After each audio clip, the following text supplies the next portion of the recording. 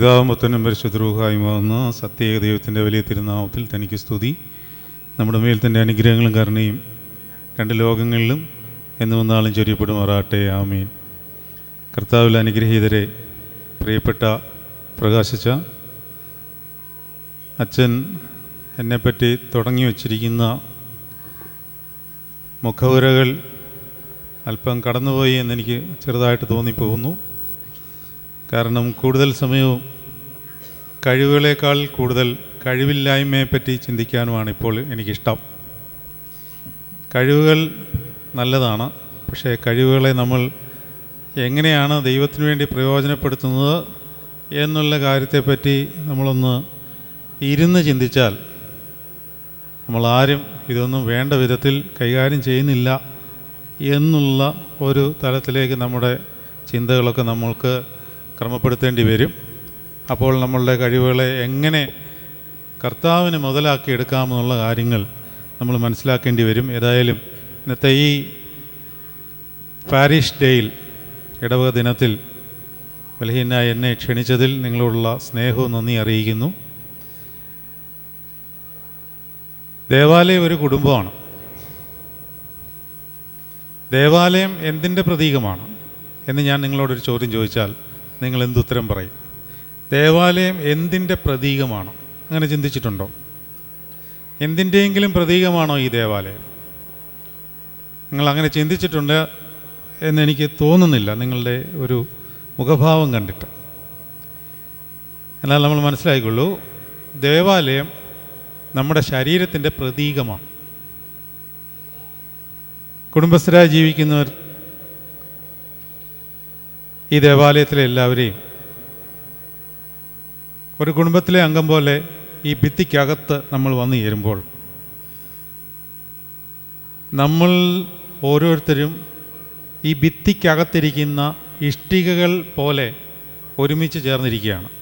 ഇഷ്ടികൾ ചേർന്ന് കഴിയുമ്പോൾ ഇതിനെ എന്താണ് പറയുന്നത്? ഇഷ്ടിക എന്നാണെന്ന് പറയുന്നത്.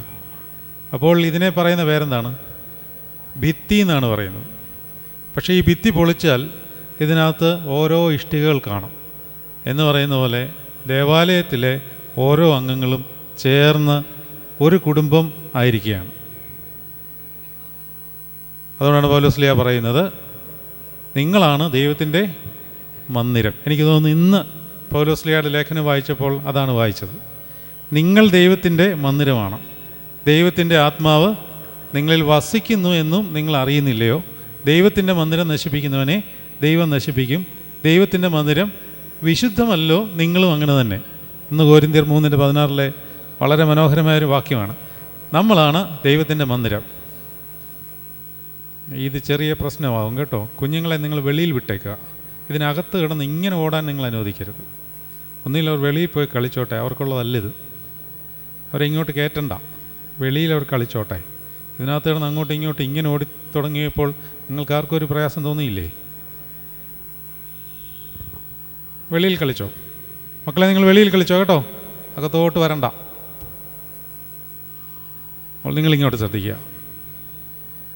അപ്പോൾ നമ്മുടെ ശരീരത്തിൻ്റെ പ്രതീകമാണിത്. നമ്മുടെ ശരീരത്തിൻ്റെ എന്താണെന്നാണ് പറഞ്ഞത്? പ്രതീകമാണ്. ദേവാലയം ഒരു ശരീരമാണ്. ഈ ശരീരത്തിനകത്ത് നമ്മൾ സുപ്രധാനമായ ഒരു ശരീരത്തെ ആഘോഷിക്കുകയാണ്. ആ ശരീരമാണ് ക്രിസ്തുവിൻ്റെ ശരീരം. ആ ശരീരമാണ് നമ്മുടെ ശരീരത്തിൻ്റെ തല. കുടുംബജീവിതവുമായിട്ട് ബന്ധപ്പെട്ടും ആരാധനാ ജീവിതവുമായിട്ട് ബന്ധപ്പെട്ടും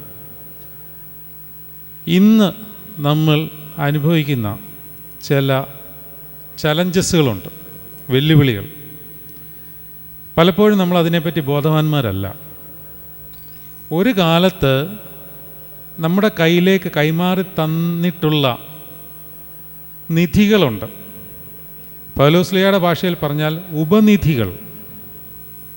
നിന്നിൽ പരമേൽപ്പിച്ചിരിക്കുന്ന ഉപനിധി നീ കാത്തുകൊള്ളണം. തീമോത്തിയോസ്യർക്ക് എഴുതിയ ലേഖനത്തിലെ ഒരു വചനമാണ്.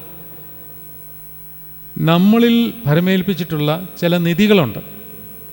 ആ ദൈവിക നിധികളുടെ കാര്യമൊന്നുമല്ല ഞാൻ പറയുന്നത്. അതായത് നമ്മളുടെ പിതാക്കന്മാരും അവരുടെ അപ്പച്ചന്മാരും അല്ലെങ്കിൽ നമ്മുടെ അപ്പച്ചന്മാരും നമ്മളൊരു കുടുംബമായിട്ട് ജീവിച്ചുകൊണ്ടിരുന്ന കാലത്ത് നമ്മളിലേക്ക് കൈമാറി തന്നിട്ടുള്ള, നമ്മൾ പോലും അറിയാതെ, നമ്മൾ ചോദിക്കാതെ നമ്മളിൽ വന്നു ചേർന്നിട്ടുള്ള ചില നിധികളുണ്ട്. പക്ഷേ ആ നിധികൾ നമ്മൾ നമ്മുടെ തലമുറയ്ക്ക് കൈമാറ്റം ചെയ്യുവാൻ എവിടെയൊക്കെയോ മറന്നുപോയി. ഉദാഹരണം പറഞ്ഞാൽ, ഞാൻ നിങ്ങളോട് 101% ഉറപ്പിൽ പറയാം, ഇന്ന് സൺഡേ സ്കൂൾ പഠിക്കുന്ന ഒരു കുഞ്ഞിന് അനുഗ്രഹങ്ങൾ നിറഞ്ഞിരിക്കുന്നവനെ അനുകൂലത്തിൻ്റെ ദിവസത്തിൽ നിൻ്റെ സൃഷ്ടിയെ നീ പുത്തനാക്കി അനുകൂലമാക്കണമേ എന്ന പ്രാർത്ഥന മോനെ ഒന്ന് ചൊല്ലിത്തരുവാൻ പറഞ്ഞാൽ അവൻ കണ്ണും പൊളിച്ച് മേലോട്ട് നോക്കിയിരിക്കും. എന്താണ് കാര്യം? സൺഡേ സ്കൂളിൽ പഠിപ്പിച്ചില്ല എന്ന് പറയും. ശുദ്ധമുള്ള പിതാവേ, ശുദ്ധമുള്ള തിരുനാമത്താൽ ഞങ്ങളെ കാത്തുള്ളണമേ. അറിയാമോ കുഞ്ഞെ, അതേതാണ്? ഞങ്ങളെ പഠിപ്പിച്ചിട്ടില്ലല്ലോ. ഞാനൊരു കാര്യം നിങ്ങളോട് ചോദിക്കട്ടെ, നിങ്ങൾക്ക് ഈ പ്രാർത്ഥന അറിയാം എന്നെനിക്കറിയാം. അതായത് ഏകദേശം 50 വയസ്സിന് മുകളിലുള്ള എല്ലാവർക്കും, 50 വയസ്സിന് താഴെയുള്ളവർക്ക് അറിയത്തില്ലെന്നല്ല എൻ്റെ അർത്ഥം, 50 വയസ്സിന് മുകളിലുള്ള എല്ലാവർക്കും ഈ പ്രാർത്ഥന അറിയാം എന്നെനിക്ക് ഉറപ്പുണ്ട്. നിങ്ങൾ സൺഡേ സ്കൂൾ പഠിച്ചിട്ടാണോ ഈ പ്രാർത്ഥന പഠിച്ചത്? ആണോ? പറ. സൺഡേ സ്കൂൾ പഠിച്ചിട്ടാണോ ഈ പ്രാർത്ഥന പഠിച്ചത്? അല്ല. പിന്നെ എങ്ങനെ പഠിച്ചു? വീട്ടിൽ ദിവസവും രാവിലെയും വൈകിട്ടും കുടുംബ പ്രാർത്ഥനയും നമസ്കാരങ്ങളും ക്രമങ്ങളും ഉണ്ടായിരുന്നു. ദിനംപ്രതി ഇത് നമ്മൾ പാരായണമാക്കിയപ്പോൾ നമ്മുടെ ഹൃദയത്തിലും ആത്മാവിലും ഇത് പതിഞ്ഞു. ഈ 75-ാമത്തെ വയസ്സിലും 50 തൊട്ട് 85 വയസ്സുള്ള ഒരാളോട് ചോദിച്ചാലും, ഇപ്പോൾ വലിയ ഒരു വളരെ പ്രായമായ അപ്പച്ചൻ ഇവിടെ വന്ന് പൊന്നടയൊക്കെ സ്വീകരിച്ചിട്ട് പോയി. അങ്ങനെ 75 വയസ്സിൽ മുകളിലുള്ള അമ്മച്ചിമാരും അപ്പച്ചന്മാരും ഒക്കെ ഇവിടെ ഉണ്ട്. അവരുടെ ഓർമ്മയ്ക്കും ബുദ്ധിക്കും ഒക്കെ ചിലപ്പോൾ ക്ഷീണം സംഭവിച്ചിട്ടുണ്ടാകും. പക്ഷേ അവരോട് പ്രാർത്ഥന ചോദിച്ചു നോക്കി, അവർ പറയും, എനിക്ക് ഉറപ്പാണ്. എന്തുകൊണ്ട് പറയും? ആ ദിനം പ്രതി അവർ ചൊല്ലിയതും നമസ്കരിച്ചതും പാരായണം ചെയ്തതെല്ലാം അവരുടെ ഹൃദയത്തിൽ പതിഞ്ഞിരിക്കുന്നു. പക്ഷേ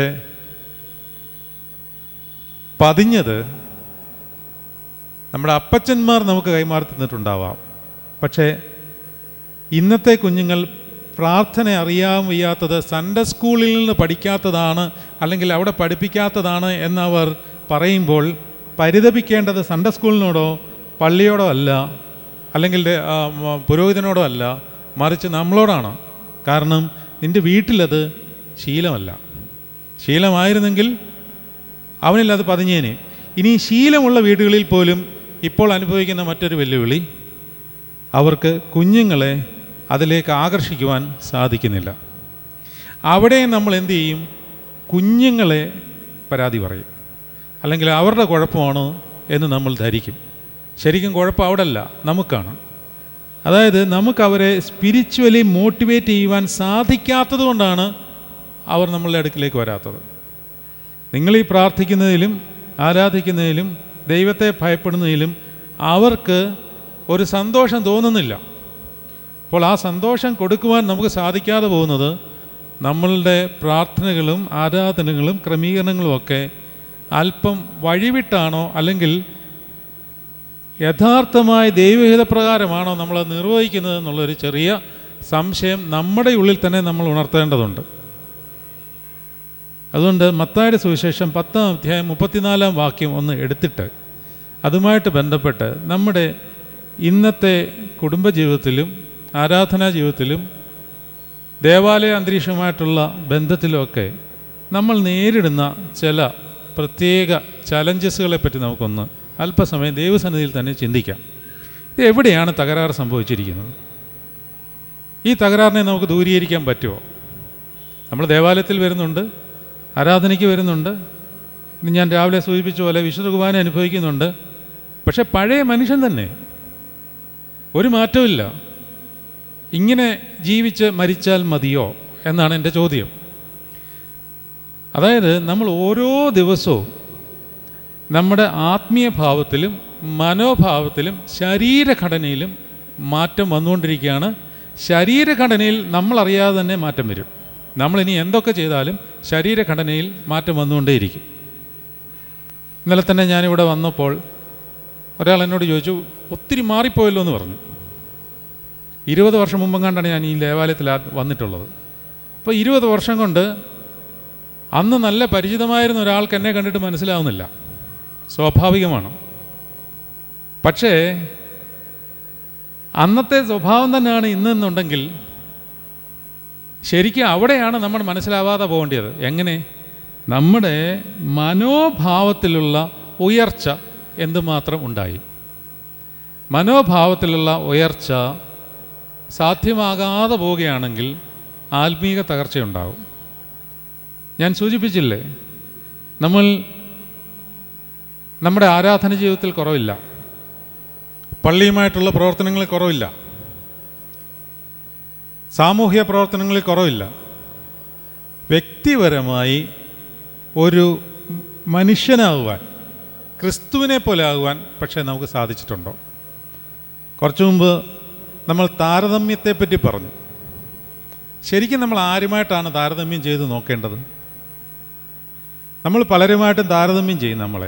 ശരിക്കും നമ്മൾ താരതമ്യം ചെയ്യേണ്ടത് യേശുക്രിസ്തുവുമായിട്ടാണ്. മറ്റാരുമായിട്ട് നമുക്ക് താരതമ്യം ചെയ്യാൻ പറ്റില്ല. കാരണം എല്ലാവർക്കും ബലഹീനതകളും കുറവുകളുമുണ്ട്. അതുകൊണ്ട് നമുക്കിതെല്ലാം കൂടെ ഒന്ന് ഒരുമിച്ച് കൂട്ടി അല്പസമയം നമ്മുടെ ജീവിതത്തിന് ഒരു ക്രമീകരണം വരുത്തുവാൻ വേണ്ടി എന്തെങ്കിലുമൊക്കെ കാര്യങ്ങൾ നമുക്ക് ചെയ്യുവാൻ പറ്റുമോ എന്ന് അല്പം സമയം നമുക്ക് ചിന്തിക്കാം. കാരണം ഇങ്ങനെ പോയാൽ മതിയോ? നിങ്ങളൊന്ന് ആലോചിച്ച് നോക്കിയേ. മൊത്തത്തിൽ നിങ്ങളൊന്ന് എടുത്തു നോക്കി, സഭാപരമായിട്ട്, ദേവാലയപരമായിട്ട്, കുടുംബപരമായിട്ട്, വ്യക്തിപരമായിട്ട് ഓരോ രീതിയിലും ഒന്ന് എടുത്തു നോക്കി. മൂല്യത്തിൽ തകർച്ചയാണോ ഉണ്ടായിട്ടുള്ളത്, ഉയർച്ചയാണോ ഉണ്ടായിട്ടുള്ളത്? നമ്മൾ മറ്റുള്ളവരെ കുറ്റം പറയാൻ വളരെ എളുപ്പമായിട്ടും അല്ലെങ്കിൽ വളരെയധികം ഉത്സാഹത്തോടെ ഇരിക്കുകയാണ്. പൗലോസ്ലീഹ പഠിപ്പിക്കുന്നുണ്ട്, ശാഠ്യത്താലുമല്ല ദുരഭിമാനത്താലുമല്ല നിങ്ങൾ ഓരോരുത്തരെ മറ്റുള്ളവനെ തന്നേക്കാൾ ശ്രേഷ്ഠനെന്ന് എണ്ണിക്കൊള്ളണമെന്നാണ്. പക്ഷേ നമ്മളെ തന്നെ ഒന്ന് പരിശോധിക്കുമ്പോൾ മുഴുവനായിട്ട് എല്ലാ ഭാഗത്തു നിന്നും തകർച്ചയാണ്. അപ്പോൾ നമ്മളെന്താ പൊതുവെ ചെയ്യുന്നത്? അപരനെ കുറ്റം പറയും. സഭ ഇങ്ങനെയാണ് പോകുന്നത്, സഭ അങ്ങനെയാണ് പോകുന്നത്, ആ കുടുംബം ഇങ്ങനെ പോകുന്നു, എല്ലാവരും ഇങ്ങനെയല്ലയോ? ഞാൻ അടുത്ത കാലത്ത് ഒരു ഭവനത്തിൽ പോയി. വളരെയധികം ആത്മാർത്ഥതയോടുകൂടി ദേവാലയത്തിൽ സംബന്ധിച്ചുകൊണ്ടിരുന്ന ഒരു വ്യക്തിത്വം, ഒരു മനുഷ്യൻ. ആ മനുഷ്യൻ എന്നോട് പറഞ്ഞു, അച്ഛാ, ഞാനിനി മുതൽ ദേവാലയത്തിൽ പോവില്ല. കാരണം എൻ്റെ ദേവാലയത്തിലെ എന്നോടുള്ള സമീപനം, അവിടുത്തെ ട്രസ്റ്റിക്കും വികാരിക്കും മറ്റുള്ളവർക്കുള്ള സമീപനം ഞാൻ ദേവാലയത്തിനോട് ചെയ്തിട്ടുള്ള കാര്യങ്ങളുമായിട്ട് തട്ടിച്ചു നോക്കുമ്പോൾ എനിക്കിനി ദേവാലയത്തിൽ പോകണമെന്ന് തോന്നുന്നില്ല. കാരണം തട്ടിച്ചു നോക്കിയത് നമ്മളുമായിട്ടാണ്, നമ്മുടെ പ്രവർത്തനമായിട്ടാണ്. അതുകൊണ്ടാണ് ഞാൻ ആദ്യം പറഞ്ഞത്, നമ്മുടെ എല്ലാ കാര്യങ്ങളും ആരുമായിട്ടാണ് തട്ടിച്ചു നോക്കേണ്ടത്? യേശുവുമായിട്ടേ തട്ടിച്ചു നോക്കാവോ, വേറെ ആരുമായിട്ട് തട്ടിച്ചു നോക്കാൻ പാടില്ല. എനിക്ക് അത് കേട്ടപ്പം ഭയങ്കര സങ്കടമായി. ഞാൻ അദ്ദേഹത്തോട് എന്താ പറയേണ്ടതെന്ന് എനിക്കറിയത്തില്ല. കാരണം അതുപോലെ തിക്താനുഭവം അദ്ദേഹം അനുഭവിച്ചു. അതുകൊണ്ട് ഒരു ദിവസം ഞായറാഴ്ച വിശുദ്ധ കുർബാന കഴിഞ്ഞ് ഉച്ചയ്ക്ക് ആ വീട്ടിൽ ചെന്നപ്പോഴാണ് ഇദ്ദേഹം ഇങ്ങനെ എന്നോട് പറയുന്നത്. പള്ളിയിൽ പോകാതെ അവിടെ ഇരിക്കുകയാണ്. പക്ഷേ വെറുതെ ഇരിക്കുകയല്ല, അദ്ദേഹത്തിൻ്റെ ഒരു പ്രാർത്ഥനാമുറിയുണ്ട്. ആ പ്രാർത്ഥനാമുറിയിൽ വിളക്കും കാര്യങ്ങളും എല്ലാം കത്തിച്ച് വെച്ച് വേദപുസ്തകം എടുത്ത് വായിച്ച് നമസ്കാരങ്ങളൊക്കെ പൂർത്തീകരിച്ച് ആ വിശുദ്ധ കുർബാനയ്ക്ക് ഒരുങ്ങുന്ന പോലെ ഒരുങ്ങി ഒരു ഞായറാഴ്ച എങ്ങനെ വിശുദ്ധമായി ആചരിക്കണം എന്നുണ്ടോ അങ്ങനെയെല്ലാം ആചരിച്ച് അവിടെ ഇരിക്കുകയാണ്. അദ്ദേഹത്തോട് നമ്മൾ എന്ത് മറുപടി പറയും? പക്ഷേ പരിശുദ്ധാത്മ ബോധ്യം പോലെ എനിക്ക് ഒരു കാര്യം അദ്ദേഹത്തോട് അന്നേരം പറയുവാൻ തോന്നി. ഞാൻ കർത്താവിനോട് ചോദിച്ചു, കർത്താവേ, ഇവിടെ എന്താണ് ഞാൻ മറുപടി പറയേണ്ടത്? അപ്പോൾ എനിക്ക് കിട്ടിയ ഒരു ബോധ്യം ഇപ്രകാരമാണ്, നീ ഇങ്ങനെ പറ. ഞാൻ പറഞ്ഞു, പ്രിയപ്പെട്ട അച്ചായ, ഞായറാഴ്ച പള്ളിയിൽ പോകാതിരിക്കുവാനുള്ള തിക്താനുഭവമൊക്കെ അങ്ങേക്കുണ്ടായിട്ടുണ്ട്. പോകണമോ പോകണ്ട എന്നുള്ളതുമൊക്കെയുള്ള തീരുമാനം അങ്ങേക്ക് മാത്രം അവകാശപ്പെട്ടതാണ്. അങ്ങേക്ക് പോകാതിരിക്കാം, provided if you can prepare the body and blood of Jesus Christ at your home. Provided if you can prepare the body and blood of Jesus Christ at your home, you may never go. കർത്താവിൻ്റെ തിരുശരീരരക്തങ്ങൾ നിൻ്റെ വീട്ടിൽ നിനക്ക് ഉണ്ടാക്കുവാൻ കഴിഞ്ഞാൽ നീ ദേവാലയത്തിൽ പോകണ്ട.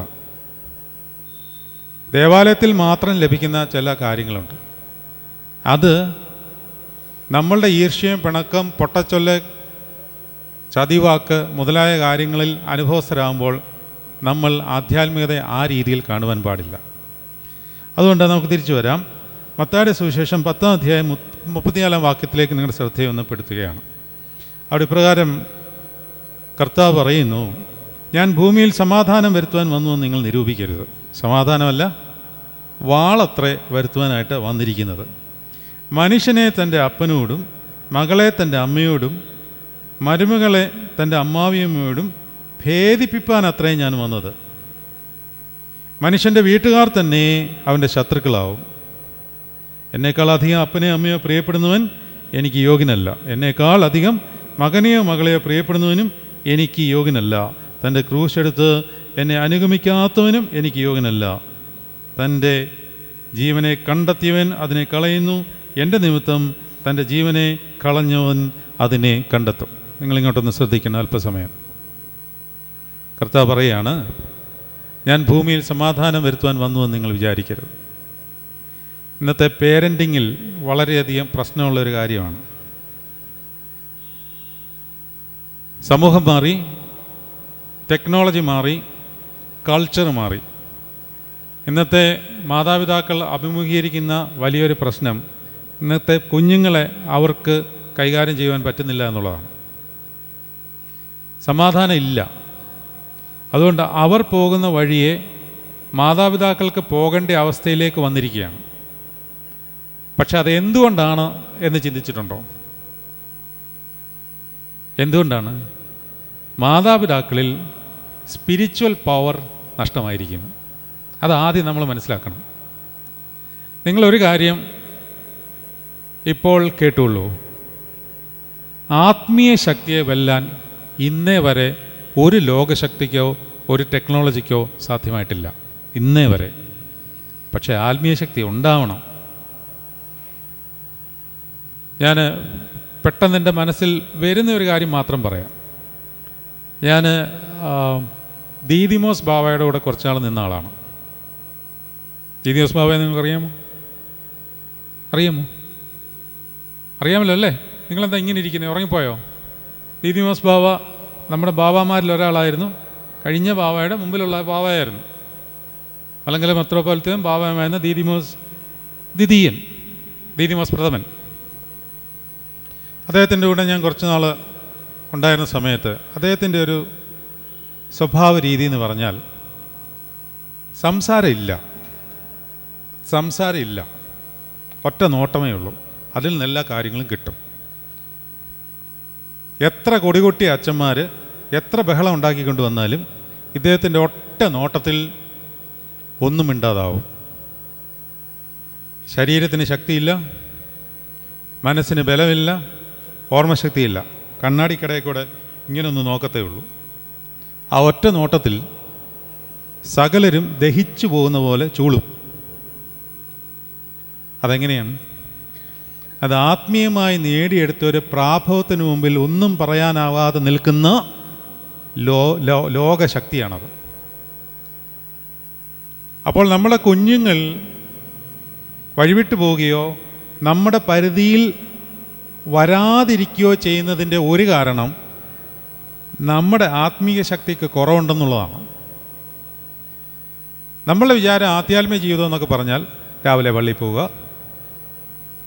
രാവിലെയും വൈകിട്ട് നമസ്കരിക്കുക, കുറേ ദാനധർമ്മമൊക്കെ ചെയ്യുക. ഇത് ആധ്യാത്മിക ജീവിതത്തിൽ യഥാർത്ഥത്തിൽ വന്നു പോകുന്നതാണ്. ഈ ആധ്യാത്മിക ജീവിതം അല്ലെങ്കിൽ ആത്മീക ജീവിതം എന്ന് പറഞ്ഞാൽ ഇതൊരു ബന്ധമാണ്. ആരുമായിട്ടുള്ള ബന്ധം? ദൈവം എന്നുള്ളതിനേക്കാൾ കുറച്ചും കൂടെ നിങ്ങൾ സ്പെസിഫിക്കായിട്ട് പറയണം. ദൈവം എന്നൊക്കെ പറയുമ്പോൾ അതൊരു വലിയ വിശാലമായ കൺസെപ്റ്റായി പോകും.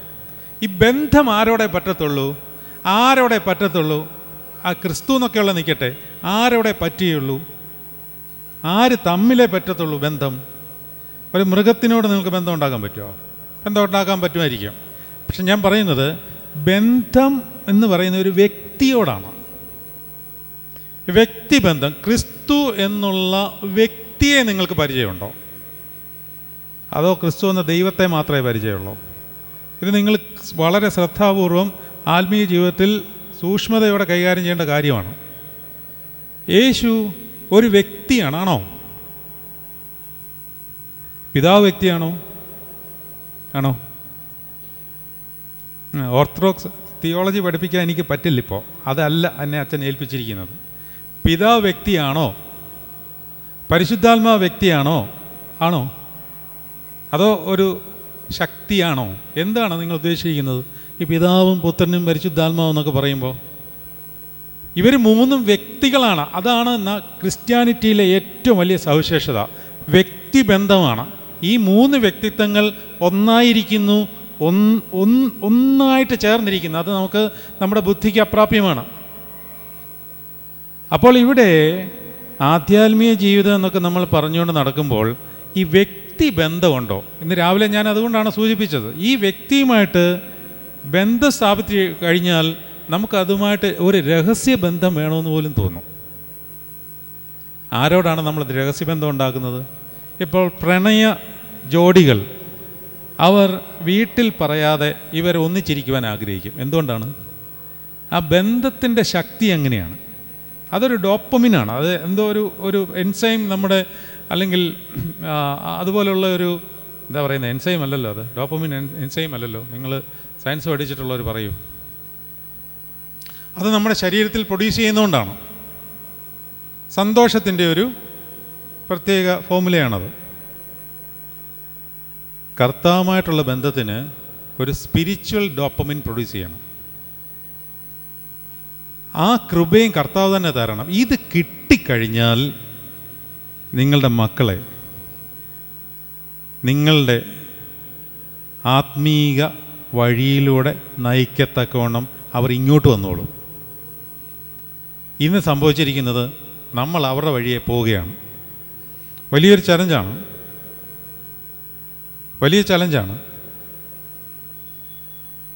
ഞാൻ ഭൂമിയിൽ സമാധാനം വരുത്തുവാൻ വന്നു നിരൂപിക്കരുത് എന്ന് പറയുന്ന വാക്കറ്റിൽ നിന്നും ഇന്ന് നിരീശ്വരവാദികളും ദൈവനിരാസികളൊക്കെ എടുത്ത് പ്രയോഗിച്ച് ക്രിസ്തുവിൻ്റെ ഈ വചനത്തെ ക്രിസ്തുവിനെ നിന്ദിക്കുവാൻ വേണ്ടി ഉപയോഗിക്കുന്നുണ്ട്. കർത്താവ് കുടുംബങ്ങളെല്ലാം പിണക്കുവാനാണ് വന്നത്. ഇതിൻ്റെ അർത്ഥം എന്താണ്? അതായത് ഒന്നാം സ്ഥാനം നമ്മുടെ കുടുംബത്തിലാണെങ്കിലും വ്യക്തി ജീവിതത്തിലാണെങ്കിലും ആരാധനയിലാണെങ്കിലും ദേവാലയത്തിലാണെങ്കിലും ഒന്നാം സ്ഥാനം യേശു ക്രിസ്തുവിന് കൊടുക്കണം. പക്ഷെ അതൊന്നും കൊടുക്കുന്നില്ല. നമ്മൾ ഇതൊക്കെ പറയുന്നതല്ലാതെ കൊടുക്കുന്നില്ല. ഞാൻ പറയട്ടെ, ദേവാലയത്തിലെ ഒരു കാര്യത്തിന് വേണ്ടി ഒരു പൊതുയോഗം കൂടുക. നിങ്ങൾ കർത്താവിനാണ് ഒന്നാം സ്ഥാനം കൊടുക്കുന്നത് എങ്കിൽ ആ പൊതുയോഗത്തിൽ ദേവാലയത്തിൽ നിന്നുകൊണ്ട് കർത്താവിന് ഹിതകരമല്ലാത്ത എന്തെങ്കിലും കാര്യം പറയുമോ? ചിന്തിക്കുമോ? പറയുമോ? പറയില്ല. അപ്പോൾ നമ്മൾ മനസ്സിലാക്കേണ്ടത് എന്താണ്? നമ്മൾ കർത്താവിന് ഒന്നാം സ്ഥാനം കൊടുക്കുന്നില്ല. അതങ്ങ് സമ്മതിക്കണം ആദ്യം. ഇങ്ങനെ ഓരോ കാര്യങ്ങളും നമ്മൾ ചിന്തിക്കുമ്പോൾ ദൈവിക കാര്യത്തിനൊന്നും നമ്മൾ പ്രാധാന്യം കൊടുക്കുന്നില്ല. നമ്മളെ വിചാരം പള്ളിയിൽ വരുന്നു പോകുന്നു, ഇതാണ് ആത്മീകത എന്നാണ്. ആത്മീകത അതൊന്നുമല്ല. ഈ ബന്ധം കിടക്കണം. നമ്മൾ മരിക്കുന്ന ദിവസം ഈ ബന്ധമുള്ളവൻ അവൻ്റെ സർവ്വസൈന്യാഹങ്ങളുടെ കൂടെ നമ്മളെ എതിരേൽക്കാനായിട്ട് വരുന്ന ഒരു രംഗത്തെപ്പറ്റി ഇപ്പോഴേ ആലോചിച്ച് പുളകം കൊള്ളാറുണ്ടോ? എന്ത് പുളകമല്ലേ! അതായത് ഞാൻ ചോദിച്ച ചോദ്യം അല്പം ഗഹനമാണ്. ഗഹനമെന്ന് പറഞ്ഞാൽ നിങ്ങൾക്ക് ഇഷ്ടപ്പെടാത്തതാണ്. നിങ്ങൾ മരിക്കുന്ന ദിവസം അച്ഛൻ ചുമ്മാ വന്ന് കുടുംബ സംഗമത്തിൽ മരിക്കുന്ന കാര്യമൊക്കെ പറയുന്നത് എന്തിനാണ് എന്നോട് ചോദിക്കരുത്. ഞാൻ പറയാൻ വന്നത് ഇത്രയേ ഉള്ളൂ. ക്രിസ്തു എന്ന സത്യദൈവത്തോട് അവനൊരു വ്യക്തിയായിരിക്കെ എന്തുകൊണ്ടാണ് ഈ ബന്ധം നമ്മളുണ്ടാക്കാത്തത്? ആ ബന്ധം ഉണ്ടാക്കിയവന് മാത്രമേ അവൻ്റെ ശരീരം ഭക്ഷിക്കുമ്പോൾ അവനായി തീരുവാൻ പറ്റുകയുള്ളൂ, അല്ലെങ്കിൽ പറ്റത്തില്ല. ആ ബന്ധത്തിൻ്റെ അടയാളങ്ങളായിട്ടാണ് ഈ ഭൂമിയിൽ പല ബന്ധങ്ങളും നമുക്ക് തന്നിട്ടുള്ളത്. വിവാഹബന്ധം യേശുക്രിസ്തുവുമായിട്ടുള്ള ബന്ധത്തിൻ്റെ ഒരു അടയാളമാണ്, അല്ലാതൊന്നുമല്ല. പക്ഷെ ഇന്ന് വിവാഹബന്ധത്തിലും മാതാപിതാക്കളും മക്കളും തമ്മിലുള്ള ബന്ധത്തിലും, മരുമക്കളും അമ്മായിപ്പന്മാരും തമ്മിലുള്ള ബന്ധത്തിലും, അല്ലെങ്കിൽ അമ്മായിയമ്മയുമായിട്ടുള്ള ബന്ധത്തിലും ഒക്കെ ഭീകരമായ വിള്ളലുകളുണ്ടായി അവിടെ പിശാച് കയറി വാണുകൊണ്ടിരിക്കുകയാണ്. അപ്പോൾ ഇതിൻ്റെ കാര്യങ്ങൾ എന്താണ് എന്നുള്ള കാര്യം ഒന്ന് ചിന്തിക്കുമ്പോഴേ എനിക്ക് മനസ്സിലായിടത്തോളം നമ്മളിപ്പോൾ ഒരു വലിയൊരു കൺസ്യൂമറിസ്റ്റിക് സൊസൈറ്റിയിലാണ് ജീവിക്കുന്നത്. എന്ന് പറഞ്ഞാൽ ഉപഭോക്ത സംസ്കാരം എന്ന് പറഞ്ഞാൽ മനസ്സിലായോ? അതായത് നിങ്ങളുടെ ഏത് കാര്യവും നിങ്ങൾ ആലോചിച്ച് നോക്കിയേ, നിങ്ങൾ സ്വീകരിക്കുന്നു, പുറത്ത് കളയുന്നു. ഇതാണ് ഇപ്പോഴത്തെ സംസ്കാരം. ഒന്നും എവർലാസ്റ്റിംഗ് ആയിട്ട് അല്ലെങ്കിൽ കുറച്ച് നാളത്തേക്കായിട്ട് നമ്മൾ ഉപയോഗിക്കുന്നില്ല. നമ്മൾ ഉപയോഗിച്ച് കഴിഞ്ഞു, അതെടുത്ത് വെളിയിൽ കളയുന്നു. ഇത് തന്നെ ബന്ധത്തിലും വന്നിരിക്കുകയാണ്. പഴയതുപോലല്ല. ഞാൻ ഈ ഇടയ്ക്ക് പറയാറുണ്ടായിരുന്നു, പഴയ കാലത്തൊക്കെ വിവാഹ ജീവിതത്തിലേക്ക് പ്രവേശിക്കുമ്പോൾ പ്രത്യേകിച്ച് ആ വിവാഹം കഴിക്കുന്ന ആളും അല്ലെങ്കിൽ അത് കുടുംബിനിയായാലും കുടുംബസ്ഥനായാലും മണവാളനായാലും മണവാട്ടിയായാലും അവർക്ക് പ്രത്യേകിച്ച് വലിയ റോളൊന്നുമില്ല. മാതാപിതാക്കൾ ബന്ധങ്ങൾ കണ്ടുപിടിക്കുന്നു, കുഞ്ഞുങ്ങളെ ചേർത്തടുപ്പിക്കുവാനുള്ള ക്രമീകരണം ചെയ്യുന്നു. ആകപ്പാടെ അവർ കണ്ടുമുട്ടുന്ന രംഗമെന്ന് പറയുന്നത് ഒരു ചായയുടെ മുമ്പിലാണ്. പിന്നീട് അടുത്ത ആഴ്ച കല്യാണമാണ്. ആകപ്പാടെ അവർ പരിചയപ്പെടുന്നത് 10-15 മിനിറ്റ് മാത്രമാണ്. പക്ഷേ ആ 15 മിനിറ്റിൽ പരിചയപ്പെട്ട ആ ബന്ധം ഇന്നും നിലനിൽക്കുന്നു. നല്ലത് തന്നെ. എന്നാൽ ഇന്ന് അങ്ങനെയൊരു വിവാഹം ഇപ്പോൾ നടക്കില്ല. അത് നിങ്ങൾക്കറിയാം. നിങ്ങൾ ഇനിയും പറഞ്ഞിട്ടും കാര്യമില്ല. നിങ്ങളുടെ കുഞ്ഞുങ്ങളോട് പറയാണ്, ഞാനും നിൻ്റെ അച്ഛനും കൂടെ ആകെ 10 മിനിറ്റേ സംസാരിച്ചിട്ടുള്ളൂ എന്ന് പറഞ്ഞാൽ കുഞ്ഞുങ്ങൾ പറയും, അതൊന്നും ഞങ്ങളുടെ ജീവിതത്തിൽ നടക്കുകയില്ല, ഞങ്ങൾക്ക് ഡേറ്റ് ചെയ്യണമെന്ന് പറയും. ഡേറ്റ് ചെയ്യാന്ന് പറഞ്ഞാൽ അറിയാമോ? അതായത് ഇവർക്ക് ഒരു വർഷം എല്ലാ കാര്യങ്ങളും അറിഞ്ഞ് മാനസികമായും ശാരീരികമായും എനിക്കറിയത്തില്ല, എന്തോ അതിൻ്റെ പരിപാടിയൊന്നും നമുക്കറിയത്തില്ല, നമ്മളിതിന് പോയിട്ടില്ലാത്തതുകൊണ്ട്. എല്ലാം അറിയണം. അവൻ്റെ സ്വഭാവം എങ്ങനെയാണെന്ന് അറിയണം, ജീവിത രീതി എങ്ങനെയാണെന്ന് അറിയണം, ഒത്തുപോകാൻ പറ്റുമോയെന്നറിയണം, ഒരുമിച്ചൊന്ന് താമസിച്ച് നോക്കണം. അങ്ങനെ ഒരു വർഷമെങ്കിലും മിനിമം വേണം. നമ്മൾ ഓർത്തഡോക്സായിട്ട് പിള്ളേരുടെ കാര്യമാണ് പറയുന്നത് കേട്ടോ. ഭൂലോകത്ത് വേറെ എങ്ങോ അന്റാർട്ടിക്കയിലുള്ള കാര്യമൊന്നുമല്ല. ഇവിടുത്തെ പ്രശ്നം എന്താണെന്നറിയാമോ? അത് അങ്ങനെ ആയിക്കോട്ടെ. പ്രശ്നം എന്താണെന്നറിയാമോ? ഈ ഒരു വർഷം ഡേറ്റ് ചെയ്തവൻ വിവാഹം കഴിക്കാൻ തീരുമാനിക്കുന്നു. ഇനി എല്ലാം അങ്ങ് ഒത്തു വന്നു, വിവാഹം കഴിക്കാൻ ഞങ്ങൾ തീരുമാനിക്കുന്നു. 2 ആഴ്ച കഴിയുമ്പോൾ ഡിവോഴ്സിൻ്റെ ആപ്ലിക്കേഷനുമായിട്ട് അതിൻ്റെ കൗൺസിലിങ്ങിനുമായിട്ട് എൻ്റെ അടുത്ത് വന്നിട്ടുള്ള 3-4 ചെറുപ്പക്കാരെ എനിക്കറിയാം. ഇപ്പം തന്നെ വിവാഹം കഴിച്ചിട്ട് 2 ആഴ്ചയായിട്ടുള്ളൂ. 2 ആഴ്ച. ഒരാൾ എന്നെ സ്കൂട്ടറിൽ വരെ കൊണ്ടുപോയി. അച്ഛൻ എനിക്കൊരു കാര്യം പറഞ്ഞു. ഞാൻ പറഞ്ഞു, കാറിൽ പോകാം. പറ്റില്ല, എൻ്റെ കൂടെ വാ, സ്കൂട്ടറിൽ നിന്ന് അച്ഛൻ ഇരിക്കും. ഞാൻ പറഞ്ഞു, ആ ശരി. സ്കൂട്ടറിൽ നിന്ന് സ്കൂട്ടർ ഓടിച്ചുകൊണ്ടിരിക്കുന്ന കൂട്ടത്തിൽ അവൻ പറയുകയാണ്, അച്ഛാ എനിക്ക് പറ്റില്ല. ഞാൻ പറഞ്ഞു, എന്താ പറ്റി? സ്കൂട്ടർ ഓടിക്കാൻ വയ്യായോ? ഞാൻ ഓടിക്കാമെന്ന് പറഞ്ഞു. അതല്ല, എൻ്റെ വണ്ടി ഓടിക്കാൻ എനിക്ക് പറ്റുന്നില്ല. അതായത് അവൻ്റെ കല്യാണം കഴിഞ്ഞിട്ട് 8-9 ദിവസമേ ഉള്ളൂ. ഏകദേശം 1 വർഷം ഡേറ്റ് ചെയ്ത ആളാണ്. പക്ഷേ എന്നോട് പറയുകയാണ്, ഈ ജീവിതം മുമ്പോട്ട് പോകത്തില്ല. ഇതെവിടെയാണ് ഈ പ്രശ്നം കിടക്കുന്നത്? എവിടോട്ട് അധപ്പതിച്ചു നമ്മളുടെ യുവാക്കളുടെ യുവതികളുടെയും ഒക്കെ അവസ്ഥ? അതിന് നമ്മൾ കുറ്റം പറയുന്ന അവരെയാണ്, അവരെ അല്ല കുറ്റം പറയേണ്ടത്. അവർക്ക് കൊടുക്കേണ്ട നിധി നമ്മൾ കൊടുത്തുമില്ല. അതുകൊണ്ട് നമ്മളോട് ചില ഉത്തരവാദിത്വങ്ങൾ നമ്മൾ നിർവഹിക്കാഞ്ഞതിൻ്റെ പരിണിത ഫലം കൂടെയാണ് അവർ നമ്മളോട് ഈ കാണിച്ചുകൊണ്ടിരിക്കുന്നത്. ഉപയോഗിക്കുക, എറിഞ്ഞു കളയുക. വിവാഹം കഴിഞ്ഞപ്പോൾ മനസ്സിലായി ഇത് ഡേറ്റ് ചെയ്ത സമയത്തെ പോലെ അല്ല ഇപ്പോൾ ഈ ഡോപ്പമിൻ പ്രൊഡ്യൂസ് ചെയ്യുന്നത്, വേറൊരു രീതിയിലാണ്. ആ സന്തോഷമൊക്കെ പോയി. അപ്പോൾ അങ്ങനെ ഒരു സാഹചര്യത്തിൽ ഉള്ള ഒരു പ്രത്യേക അവസ്ഥയിലാണ് നമ്മുടെ മാതാപിതാക്കളെല്ലാം കടന്നുപോയിക്കൊണ്ടിരിക്കുന്നത്. അപ്പോൾ ഇതിനകത്തെ കുറച്ച് വൈരുദ്ധ്യങ്ങൾ ഇപ്രകാരമാണ്. ഒന്ന്, പഴയ കാലത്ത് വിവാഹം എന്ന് പറയുന്ന ഒരു കവനൻ്റായിരുന്നു, ഒരു ഉടമ്പടിയാണ്. ആരുമായിട്ടാണ്? ദൈവസന്നിധിയിൽ ദൈവത്തോടും സമൂഹത്തോടും ചേർന്നുള്ള ഒരു ഉടമ്പടിയാണിത്. അതിനകത്തൊരു പവിത്രതയുണ്ട്, ഒരു മൂല്യമുണ്ട്.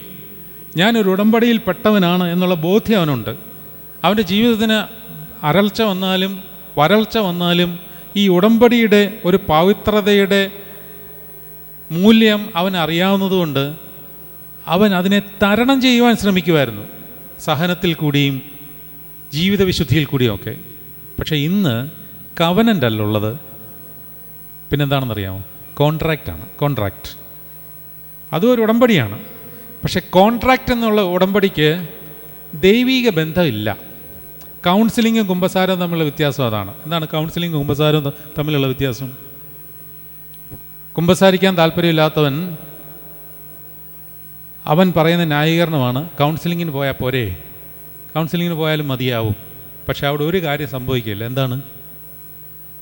അവിടെ നിങ്ങൾക്ക് നിങ്ങളുടെ പ്രയാസങ്ങളും നിങ്ങളുടെ ദുഃഖങ്ങളും ഒക്കെ പങ്കുവയ്ക്കാൻ സാധിച്ചേക്കുമായിരിക്കാം. പക്ഷേ അവിടെ ഒരു സാധനം കിട്ടില്ല. ആ സാധനത്തിൻ്റെ പേരാണ് പാപമോചനം. അപ്പം അതൊക്കെ എന്തിനാണ് ഞങ്ങൾക്കെന്ന് ചോദിക്കുമായിരിക്കാം. അതായത് നിങ്ങളൊരു കാര്യം മനസ്സിലാക്കുക, കുമ്പസാരിക്കുമ്പോൾ കുമ്പസാരിപ്പിക്കുന്ന ആളും കുമ്പസാരിക്കുകയാണ്. അതറിയാമോ? അങ്ങനെ ചിന്തിച്ചിട്ടുണ്ടോ? കുമ്പസാരിക്കുന്ന ആളും കുമ്പസാരിപ്പിക്കുന്ന ആളും കുമ്പസാരിക്കുകയാണ്. കാര്യം എന്താണ്? അവിടെ കുമ്പസാരിപ്പിക്കുന്ന യഥാർത്ഥ പ്രധാന ആചാര്യൻ എന്ന് പറയുന്നത് പരിശുദ്ധാത്മാവാണ്. പരിശുദ്ധാത്മാവ് എന്ന പ്രധാന കാർമ്മികൻ്റെ കീഴിൽ നിന്നുകൊണ്ട് ഫലമേൽപ്പിച്ചിരിക്കുന്ന ദൗത്യത്തെ വിശ്വാസികളിലേക്ക് കൗദാശികപരമായി അതിനെ കൈകാര്യം ചെയ്യുന്ന ഒരു ശുശ്രൂഷയാണ് കുമ്പസാരം. പക്ഷേ കൗൺസിലിങ്ങിൽ അതല്ല. കൗൺസിലിങ്ങിൽ കിട്ടാത്ത ദൈവിക ആനന്ദം കുമ്പസാരത്തിൽ കിട്ടും. കൗൺസിലിങ്ങിന് ചിലപ്പോൾ ആ സമയത്തേക്ക് നിങ്ങൾക്കൊരു സന്തോഷമൊക്കെ തോന്നുമായിരിക്കും, നിങ്ങളുടെ മനസ്സിലൊരു ബലം കിട്ടുമായിരിക്കും. പക്ഷേ വീട്ടിൽ ചെന്ന് കഴിയുമ്പോൾ ആ ബലം ചോർന്നു പോകും. പക്ഷേ ശക്തി നമ്മളുടെ ഉള്ളിൽ വന്നെങ്കിൽ മാത്രമേ ഇതിന് മുമ്പോട്ട് പോകാൻ പറ്റത്തുള്ളൂ, നമ്മുടെ ജീവിതത്തെ നമുക്ക് മുന്നോട്ട് കൊണ്ടുപോകാൻ പറ്റത്തുള്ളൂ. പിന്നെയുള്ള മറ്റൊരു കാര്യമാണ്, ഇന്നത്തെ കുഞ്ഞുങ്ങൾ പലപ്പോഴും വിവാഹ ജീവിതത്തെ ഒരു പ്ലഷറായിട്ടാണ് കാണുന്നത്. പ്ലഷർ. എന്നാൽ വിവാഹ ജീവിതം കൊണ്ട് സഭാപിതാക്കന്മാരും സഭയും ഉദ്ദേശിച്ചിരിക്കുന്നത് പ്ലഷറല്ല, ഹോളിനെസ്സാണ്, സേക്രഡ്നെസ്. ഇതിന്നില്ല. എല്ലാത്തിനെയും വളരെ കാഷ്വലായിട്ട് അങ്ങ് എടുക്കുകയാണ്. കാരണം സ്ത്രീ പുരുഷ ബന്ധത്തിൽ പോലും അതിൻ്റെ സേക്രഡ്നെസ് വിട്ട് കളഞ്ഞിട്ട് അതിൻ്റെ പ്ലഷറിൽ മാത്രം ശ്രദ്ധ കേന്ദ്രീകരിക്കുന്ന ഒരു വലിയ കൂട്ടം യുവാക്കൾ യുവതികൾ ഇന്നുണ്ടായിക്കൊണ്ടിരിക്കുകയാണ്. ഇവരെ കൈകാര്യം ചെയ്യാൻ പേരൻസിന് സാധിക്കുന്നുമില്ല. ഇങ്ങനെയുള്ള വളരെയധികം ഭീകരമായ ചലഞ്ചസിൽ കൂടി നമ്മുടെ ഒരു ലോകം കടന്നുപോയിക്കൊണ്ടിരിക്കുകയാണ്. കാരണം എല്ലാവരും അവരവരുടെ ലോകത്തിലേക്ക് ഒതുങ്ങിപ്പോയി, പേഴ്സണൽ യൂണിറ്റായിപ്പോയി. നിങ്ങളുടെ കയ്യിലിരിക്കുന്ന പെട്ടി പോലെയുള്ള ചെറിയ സാധനത്തിലേക്ക് സർവരും കേന്ദ്രീകരിച്ചു തുടങ്ങി. നിങ്ങൾ നിങ്ങളുടേതായിട്ടൊരു വെർച്വൽ ലോകം ഉണ്ടാക്കി കഴിഞ്ഞു. അതിനകത്താണ്. തൊട്ടപ്പുറത്തെ മുറിയിൽ അപ്പനും അമ്മയും കിടക്കുന്നുണ്ടെന്നുള്ളതോ അപ്പച്ചൻ അവിടെ വയ്യാതിരിക്കുന്നുള്ളതോ അല്ലെങ്കിൽ അതുപോലെ ബന്ധങ്ങൾ കൊണ്ടുപോകണം എന്നുള്ളതോ ഒന്നും നമുക്ക് വിഷയമല്ല. ഞാൻ കഴിഞ്ഞ ദിവസം ഒരു വീട്ടിൽ ചെന്നു. ആ വീട്ടിൽ ഈ പ്രായത്തിലുള്ള 2 കുഞ്ഞുങ്ങളുണ്ടായിരുന്നു. അപ്പോൾ മാതാപിതാക്കൾ ആ കുഞ്ഞുങ്ങളെ നിർബന്ധിക്കുക, പുറത്തു പോയി കളിക്കടാ.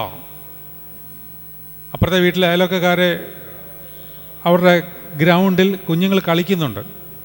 ഇതുങ്ങളെ നിർബന്ധിക്കുകയാണ്, ഇതുങ്ങൾക്ക് പോകണ്ട, ഇതുങ്ങൾക്ക് കമ്പ്യൂട്ടർ റൂമിൽ ഇരുന്നാൽ മതി. നമ്മുടെയൊക്കെ കുട്ടിക്കാലത്ത് കളിക്കാൻ പുറത്ത് വിടത്തില്ലായിരുന്നു, കാരണം ഫുൾ ടൈം കളിയാണ്.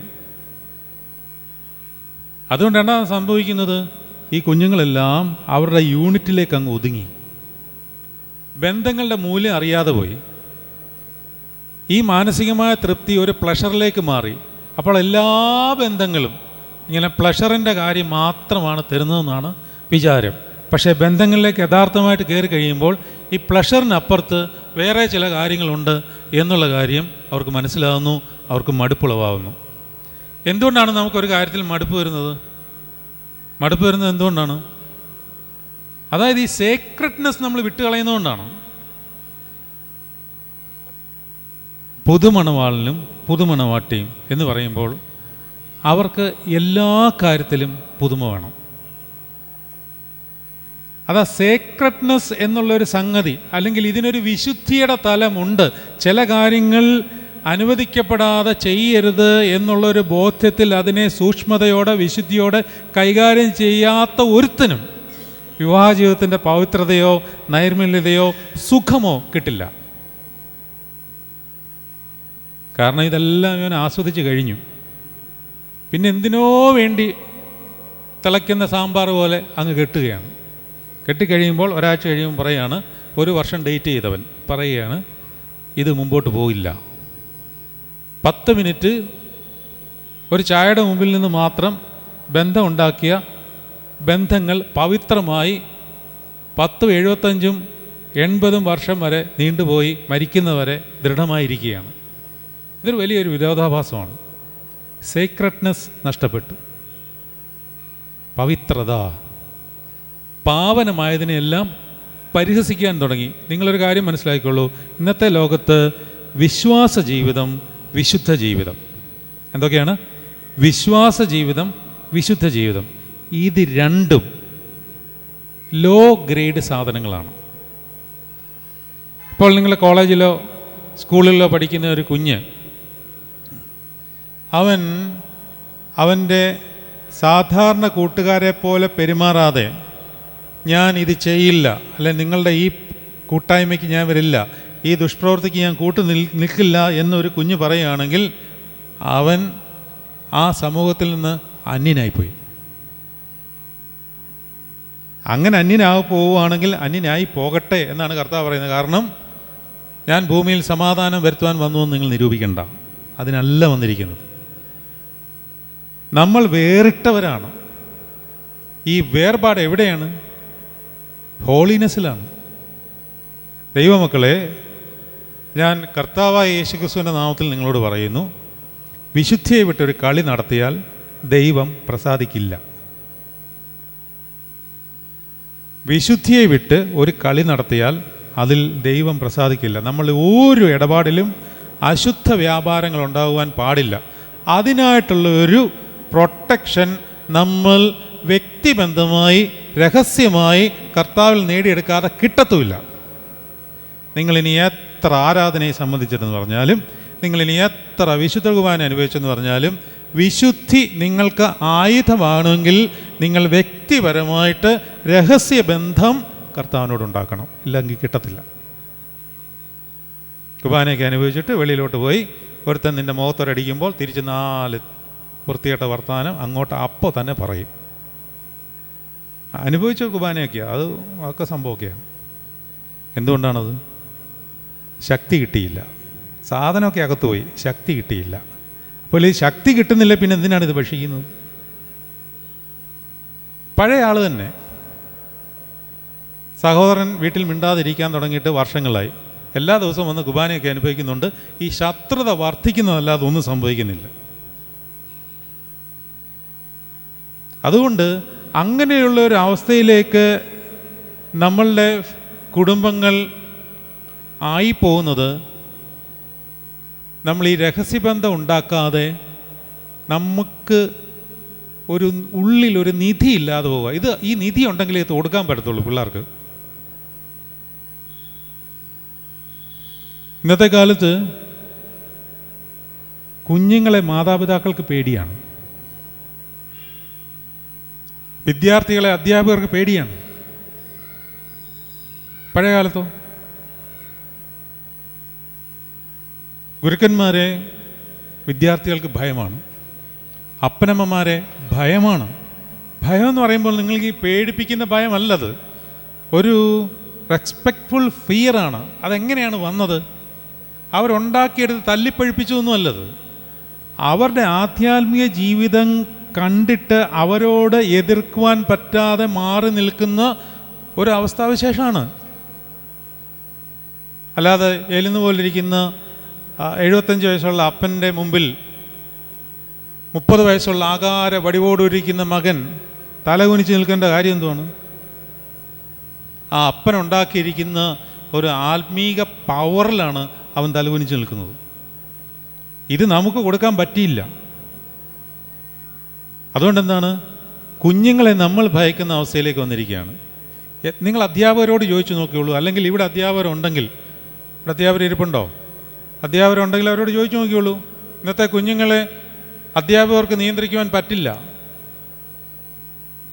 എന്നാൽ നിങ്ങൾ വിശുദ്ധിയുടെ ഒരു കോട്ട കെട്ടി നോക്കിയേ, നിങ്ങളൊരു ആത്മീകതയുടെ കവചം ക്രിസ്തുവിൽ കൂടി നേടി നോക്കിയേ, ഏത് കുഞ്ഞും, ഇന്നത്തെ കുഞ്ഞും വരും നിൻ്റെ മുമ്പിൽ വന്ന് പഞ്ചപുച്ഛം അടക്കി നിൽക്കും. പക്ഷേ അത് ചുമ്മാ കിട്ടത്തില്ല, വില കൊടുക്കണം. എന്ത് വില? നമ്മളുടെ വിശുദ്ധി കാക്കുവാൻ നമ്മൾ കൊടുക്കുന്ന വില. അസ്ലീയ സിനിമകൾ കാണാൻ വേണ്ടി കുഞ്ഞുങ്ങൾ കൂട്ടം കൂടുമ്പോൾ ഞാനിത് കാണില്ല എന്ന് സധൈര്യം പറയുവാനുള്ള ശക്തി കിട്ടണമെന്നുണ്ടെങ്കിൽ ഈ മാതാപിതാക്കൾ രഹസ്യമായിരുന്ന് പ്രാർത്ഥിക്കുന്നത് ഈ കുഞ്ഞ് കണ്ടിട്ട് അവനും ഈ വ്യക്തിബന്ധത്തിലേക്ക് വന്നെങ്കിൽ മാത്രമേ സാധിക്കുകയുള്ളൂ. യെശയ്യാവിൻ്റെ പുസ്തകം 33:15 വചനമുണ്ട്. നീതിയായി നടന്ന് നേർപ്പറയുകയും പീഡനത്താലുള്ള ആദായം വെറുക്കുകയും കൈക്കൂലി വാങ്ങാതെ കൈകുടഞ്ഞു കളയുകയും രക്തപാതകത്തെക്കുറിച്ച് കേൾക്കാതെ വണ്ണം ചെവി പൊത്തിക്കളയുകയും ദോഷം കണ്ട് രസിക്കാതെ വണ്ണം കണ്ണ് പൊത്തിക്കളയുകയും ചെയ്യുന്നവൻ, ഇങ്ങനെയുള്ളവൻ ഉന്നതങ്ങളിൽ വസിക്കും. മാതാപിതാക്കളെ, ഞാൻ നിങ്ങളോടൊരു കാര്യം പറയട്ടെ, നിങ്ങൾക്ക് വിഷമം തോന്നരുത്. നിങ്ങൾക്ക് ഈ ആത്മീയ വ്യാപാരം നിങ്ങളുടെ കുഞ്ഞുങ്ങൾക്ക് കൊടുക്കുവാൻ സാധിച്ചിട്ടില്ല എന്നുണ്ടെങ്കിൽ നിങ്ങളെ ദിനം പ്രതി നിങ്ങളുടെ കുഞ്ഞുങ്ങൾ പറ്റിച്ചുകൊണ്ടിരിക്കുകയാണ്. അവരുടെ മുറിയിൽ ചെന്ന് കഥ അടച്ചു കഴിഞ്ഞാൽ അവർ വേറെ ആളാണ്. ഈ അടുത്തിടയ്ക്ക് കണ്ടില്ലേ, 14 വയസ്സുള്ളൊരു ചെറുക്കനെ 4-5 പിള്ളേർ ചേർന്ന് അടിച്ച് അവൻ ചത്തില്ലെന്ന് മാത്രമേ ഉള്ളൂ. എങ്ങനെയാണ് 14 വയസ്സുള്ള ഒരു കുഞ്ഞിന്, അല്ലെങ്കിൽ നമ്മളെ സംബന്ധിച്ചുള്ള ഒരു കുഞ്ഞാണ്, ആ ഒരു ബാല മനസ്സിന് ഇത്ര ഭീകരമായ ക്രിമിനൽ മൈൻഡ് ഉണ്ടാകുന്നത് എങ്ങനെയാണ്? ഒരു കുഞ്ഞിനെ നിങ്ങൾക്ക് സമാധാനപരമായിട്ട് വീടുകളിൽ നിന്ന് സ്കൂളിലേക്ക് വിടാൻ പറ്റുമോ ഇങ്ങനെയാണെങ്കിൽ? 5ാം ക്ലാസ് മുതൽ ലഹരി പദാർത്ഥങ്ങളുടെ അടിമകളായിട്ട് കുഞ്ഞുങ്ങൾ നീങ്ങിപ്പോകുന്നു, അല്ലെങ്കിൽ ആയിപ്പോകുന്നു. എന്തുകൊണ്ടാണ്? അവർക്ക് ഈ ഉപനിധി നിങ്ങൾ കൊടുത്തില്ല. അത് ചിന്തിക്കണം. കർത്താവിൻ്റെ പ്രൊട്ടക്ഷൻ വന്നില്ല എന്നുണ്ടെങ്കിൽ അത് ദേവാലയത്തിൽ പോയതുകൊണ്ട് മാത്രമോ അല്ലെങ്കിൽ കുറേ ദാനധർമ്മം ചെയ്തുകൊണ്ടോ ഒന്നും ആ ശക്തി കിട്ടില്ല. രഹസ്യ ബന്ധത്തിൽ കർത്താവിനോടുള്ള ഇഷ്ടത്തിൻ്റെ ബൈ പ്രൊഡക്റ്റാണ് ദേവാലയത്തിൽ പോകുന്നതും ദാനധർമ്മം ചെയ്യുന്നതും ഒക്കെ. പക്ഷേ നമ്മൾ ഈ ബൈ പ്രൊഡക്റ്റിനെ ഡീഫോൾട്ടായിട്ട് അതാണ് എല്ലാം എന്ന് വിചാരിച്ചിരിക്കുകയാണ്. എങ്ങനെ? എല്ലാ ഞായറാഴ്ചയും ഞാൻ പള്ളിയിൽ പോകുന്നുണ്ട്, അതുകൊണ്ട് ഞാൻ ആത്മീയനാണ്. ഒരു ആത്മീയനുമല്ല. ആത്മീയന് ശക്തി ഉണ്ടായിരിക്കും. എന്തിനുള്ള ശക്തി? തിന്മയിൽ നിന്ന് മാറി നിൽക്കുവാനുള്ള ശക്തി. ഞാൻ താമസിക്കുന്ന മൈലപ്ര ആശ്രമത്തിൽ അനേകർ കൗൺസിലിങ്ങിന് വരാറുണ്ട്. ഓരോ പ്രശ്നങ്ങളുമായിട്ട് വരുന്നതാണ്. കുടുംബജീവിതത്തിൻ്റെ പ്രശ്നങ്ങളുണ്ട്, അല്ലാത്ത പ്രശ്നങ്ങളുണ്ട്. ഈ അടുത്തിടയ്ക്കായിട്ട് അനേക യുവാക്കളും യുവതികളും വരുന്നുണ്ട്. അതിൻ്റെ നന്മ പറയട്ടെ, നല്ല ഒന്നാം തരം കുമ്പസാരിക്കുന്നുണ്ട് ഇന്നത്തെ പിള്ളേർ. നമ്മുടെ ആണ്ട് കുമ്പസാരം, പൊതുയോഗ കുമ്പസാരം, കല്യാണ കുമ്പസാരം, മാമോദീസ കുമ്പസാരം പോലൊന്നുമല്ല. ഞാനൊരു യുവാവിനെ കുമ്പസാരിപ്പിച്ചത് 3 ദിവസമാണ്. നിങ്ങൾക്കറിയാമോ? 3 ദിവസം ഞാൻ അവിടെ താമസിച്ചു. 3 ദിവസം കുമ്പസാരം മാത്രം.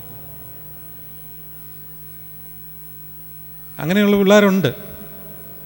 പക്ഷേ അങ്ങനെയുള്ളവർ വീണുപോയ ഭീകരമായ കുഴിയെന്ന് പറയുന്നത് ഈ മൊബൈൽ വഴിയാണ്. ഇത് അവരെ ഭീകരമായ ദോഷത്തിലേക്ക് നയിക്കുവാൻ കാരണമായി. ദോഷം കണ്ട് രസിക്കാതെ വണ്ണം കണ്ണു പൊത്തിക്കളയാതെ ദോഷത്തിലേക്ക് രസിച്ചപ്പോൾ ഭീകരമായ കുഴിയിലേക്ക് വീണുപോയി. ഒരു കാര്യം നിങ്ങൾ മനസ്സിലാക്കുള്ളൂ, ഒരു തിന്മയും ദൈവമക്കളിൽ ദൈവം അധികം വെച്ച് പൊറുപ്പിക്കത്തില്ല. Take it from me. No one will be allowed to prolong with your sins for a longer time in your life anymore. God will not allow that. റോമർക്ക് എഴുതിയ ലേഖനത്തിൽ അത് പൗലോസ് പഠിപ്പിക്കുന്നുണ്ട്. അങ്ങനെയാണെങ്കിൽ നിങ്ങളെ ദൈവം തന്നെ പിശാചിനെ ഏൽപ്പിച്ചു കൊടുക്കുമെന്നാണ്. എങ്ങനെയാണ്? ദൈവമക്കളെ ദൈവം പിശാചിനെ ഏൽപ്പിച്ചു കൊടുക്കും. ഞാനൊരു വചനം വായിക്കട്ടെ. 1 കൊരിന്ത്യർ 5-ാം അധ്യായം. 1 കൊരിന്ത്യർ 5-ാം അധ്യായം. അവിടെ പറയുകയാണ്, കോരിന്ത്യ സഭയിൽ ഒരു ദുർനടപ്പുണ്ടായി. ചെറിയ ദുർനടപ്പൊന്നുമല്ല. അപ്പൻ്റെ ഭാര്യയെ കല്യാണം കഴിക്കുകയാണ്. ആരാണ് അപ്പൻ്റെ ഭാര്യ? അമ്മ. രണ്ടാനമ്മയാണ്. പക്ഷേ മോൻ കയറി രണ്ടാനമ്മയെ കല്യാണം കഴിക്കുകയാണ്. അവളുമായിട്ട് ശാരീരിക ബന്ധം ഉണ്ടാക്കുകയാണ്. അപ്പോൾ അങ്ങനെ ഒരു കാര്യം കോരിന്ത്യ സഭയിലുണ്ടായി. അപ്പോൾ പൗലോസ്ലീഹ സ്ഥലത്തില്ല. പൗലോസ്ലീഹയ്ക്ക് വിവരം കിട്ടി. പൗലോസ്ലീഹ അവർക്ക് ഒരു ലേഖനം എഴുതി. 1 കൊരിന്ത്യർ 5-ാം അധ്യായത്തിൽ തുടങ്ങുന്നത് അങ്ങനെയാണ്. എന്താണ് അവിടെ പറഞ്ഞിരിക്കുന്നത്? നിങ്ങളുടെ ഇടയിൽ ദുർനടപ്പുണ്ടെന്ന് കേൾക്കുന്നു. ഒരുത്തൻ തൻ്റെ അപ്പൻ്റെ ഭാര്യയെ വെച്ചുകൊള്ളുന്ന പോൽ. അത് ജാതികളിൽ പോലും ഇല്ലാത്ത ദുർനടപ്പ് തന്നെ. എന്നിട്ട് നിങ്ങൾ ചേർത്തിരിക്കുന്നു. ഇതൊന്നും മനസ്സിലാവുന്നില്ല. എന്നിട്ട് അതിനെ ന്യായീകരിച്ചുകൊണ്ടിരിക്കുകയാണ്. ഈ ദുഷ്കർമ്മം ചെയ്തവനെ നിങ്ങളുടെ ഇടയിൽ നീക്കളയുവാൻ നിങ്ങൾ ദുഃഖിച്ചിട്ടുമില്ല. പൗലോസ് ശാസിക്കുകയാണ്. അപ്പോൾ ഇനി അവനെ എന്ത് ചെയ്യണമെന്ന് പറയുകയാണ്. എന്താണ് ചെയ്യേണ്ടത്? ഞാനോ ശരീരം കൊണ്ട് ദൂരസ്ഥനെങ്കിലും ഞാൻ സ്ഥലത്തില്ല, ആത്മാവ് കൊണ്ട് കൂടെയുള്ളവനായി നിങ്ങളുടെ മധ്യേ ഇരിക്കുന്നവനായി തന്നെ ഈ ദുഷ്കർമ്മം ചെയ്തവനെക്കുറിച്ച് എന്ത് ചെയ്യണം? നിങ്ങളും എൻ്റെ ആത്മാവും നമ്മുടെ കർത്താവായ യേശുക്രിസ്തുവിൻ്റെ ശക്തിയോടെ ഒരുമിച്ച് കൂടിയിട്ട്, അതായത് ഒരു സിനഡ് കൂടുക, ഒരു മീറ്റിംഗ് കൂടുക. ഞാൻ അവിടെ ഇല്ലെങ്കിലും എൻ്റെ ആത്മാവ് നിങ്ങളുടെ കൂടെയുണ്ട്. അങ്ങനെ സിനഡ് കൂടാൻ പറ്റും. അങ്ങനെ കൂടാൻ പറ്റും. എന്നിട്ട് കർത്താവായ യേശുക്രിസ്തുവിൻ്റെ ശക്തിയോടുകൂടി ഒരുമിച്ച് കൂടിയിട്ട് എന്ത് ചെയ്യണം? എന്താ ചെയ്യേണ്ടത്? അവനെ ആത്മാവ് കർത്താവായ യേശുവിൻ്റെ നാളിൽ രക്ഷിക്കപ്പെടേണ്ടതിന് ഇവനെ എന്ത് ഈ ചെയ്യാൻ പോകുന്നത് എന്തിനാണെന്നറിയാമോ? ഒരു കാര്യം ചെയ്യാൻ പോവാ, അത് പറയാൻ പോകുന്നതേ ഉള്ളൂ. ആ ചെയ്യുന്നത് എന്തിനാണെന്ന് ചോദിച്ചു കഴിഞ്ഞാൽ അവൻ കർത്താവിൻ്റെ നാമത്തിൽ രക്ഷിക്കപ്പെടേണ്ടതിനാണ്. ആ രക്ഷിക്കപ്പെടേണ്ടതിന് എന്താണ് ചെയ്യാൻ പോകുന്നത്? ജഡസംഹാരത്തിനായി സാത്താന് ഏൽപ്പിക്കണം എന്ന് വിധിച്ചിരിക്കുന്നു. അപ്പോൾ ഇവനെ സാത്താന് വിട്ടുകൊടുക്കുകയാണ്. പിന്നെ സാത്താൻ അവനെ കൊണ്ടു നടക്കുന്നത്.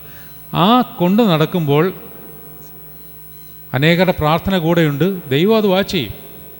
കാരണം ഇതിലേക്കൂടെ കയറ്റിവിടാതെ പറ്റില്ല. ദൈവമക്കളെ, ഒരു കാര്യം, വിവാഹം കഴിക്കാൻ പോകുന്നവരോടും കഴിച്ചവരോടും എല്ലാവരോടും, നിങ്ങൾ വിവാഹ ജീവിതത്തിൻ്റെ നൈർമല്യത കാത്തുകൊള്ളുന്നില്ല എങ്കിൽ, അത് പ്രത്യേകിച്ചും ശരീരത്തിൽ കാത്തുകൊള്ളുന്നില്ല എങ്കിൽ ഭീകരമായ ദുരിതം പുറകെ വരും. ദൈവം അനുവദിക്കത്തില്ല. അനേക ദൃഷ്ടാന്തങ്ങൾ എൻ്റെ മുമ്പിലുണ്ട്. ഒന്നാമതായി സാമ്പത്തികമായി തകരും. രണ്ടാമതായി ജീവിതം താറുമാറായിപ്പോവും.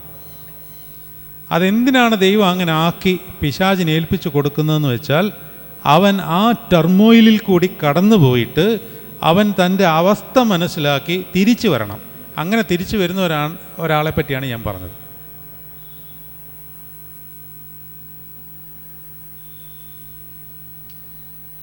അതിനാണ് സാത്താനെ ഏൽപ്പിച്ചു കൊടുക്കുന്നത്. ഈ പവിത്രത കളഞ്ഞുള്ള പരിപാടി ദൈവമക്കളിൽ ദൈവം സമ്മതിക്കത്തില്ല. കാരണം നിങ്ങളുടെ ഉള്ളിൽ പരിശുദ്ധ മാമോദീസായാൽ അവിടെ നിക്ഷേപിക്കപ്പെട്ടിട്ടുള്ള പരിശുദ്ധാത്മാവ് എന്ന ഉപനിധി അവിടെ കിടക്കുമ്പോൾ ആ ശരീരത്തിൽ ഒരു ലിമിറ്റ് വിട്ട് തിന്മ അനുവദിക്കത്തില്ല. ലിമിറ്റ് വിട്ടെന്ന് ഞാൻ പറയുവാൻ കാരണം, ബലഹീനത കൊണ്ട് നമ്മൾ പാപം ചെയ്തു പോയേക്കാം. പക്ഷേ ഭീകരമായ പാപങ്ങൾ തുടരാൻ പരിശുദ്ധാത്മാവിൽ മാമോദീസ മുങ്ങിയ ഒരു ശരീരത്തിന്മേൽ ദൈവം അനുവദിക്കത്തില്ല. നിങ്ങളെ ദുരിതത്തിൽ കൊണ്ടിടും. ഇത് വിവാഹം കഴിക്കാൻ പോകുന്നവരും കഴിച്ചവരും സന്യാസിമാരും എല്ലാം മനസ്സിലാക്കിക്കൊള്ളണം. ഇന്നത്തെ കാലത്ത് പിശാച് ഏറ്റവും കൂടുതൽ എല്ലാ മനുഷ്യരെയും വീഴ്ത്തിയിരിക്കുന്നത് ഈ ഭീകര പാപത്തിലാണ്. ജഡിക ആസക്തി. അതിന് ഏറ്റവും കൂടുതൽ നമ്മളെ സഹായിക്കുന്ന ഒരു സാധനമാണ് ഈ നമ്മുടെ കയ്യിലിരിക്കുന്ന ഈ പെട്ടി. ഞാൻ ചിലപ്പോൾ ആലോചിക്കാറുണ്ട്, നമുക്ക് പല കൂതാശകളുണ്ട് അല്ലേ? വണ്ടിക്കൂതാശ വരെ ഉണ്ടല്ലേ? നിങ്ങൾ പരീക്ഷയ്ക്ക് തലേന്നുകൊണ്ട് പേന കൊണ്ട് പ്രാർത്ഥിക്കാൻ തരാറുണ്ട് അല്ലേ? എന്തിനാണെന്ന് എനിക്കറിയത്തില്ല. ആ പേനായിൽ കൂടെ എന്ത് ശക്തി ഇറങ്ങുന്നത് എനിക്കറിയത്തില്ല. പോട്ട്, ഒരു വിശ്വാസമല്ല എന്ന് വിചാരിച്ച് ചെയ്യുന്നുള്ളതേ ഉള്ളൂ. അതിനേക്കാളും നല്ലത് ഞാൻ പറയട്ടെ, തലയ്ക്ക് പിടിച്ച് നന്നായിട്ട് പ്രാർത്ഥിക്കുന്നതാണ്. പിന്നെ പോട്ടെ, നിങ്ങളുടെ ഒരു വിശ്വാസം നന്നായിരിക്കട്ടെ. എനിക്കിതുവരെ എൻ്റെ ലോജിക്ക് മനസ്സിലായിട്ടില്ല. പേന ഇങ്ങനെ എന്തുവാണോ ആവോ. പോട്ടെ, ഞാൻ പറയുന്നത് പേന ഒന്നും അല്ല വാഴ്ത്തേണ്ടത്. കൂതാശ ചെയ്യേണ്ട ഒരു സാധനമുണ്ട്. എന്താണെന്നറിയാമോ?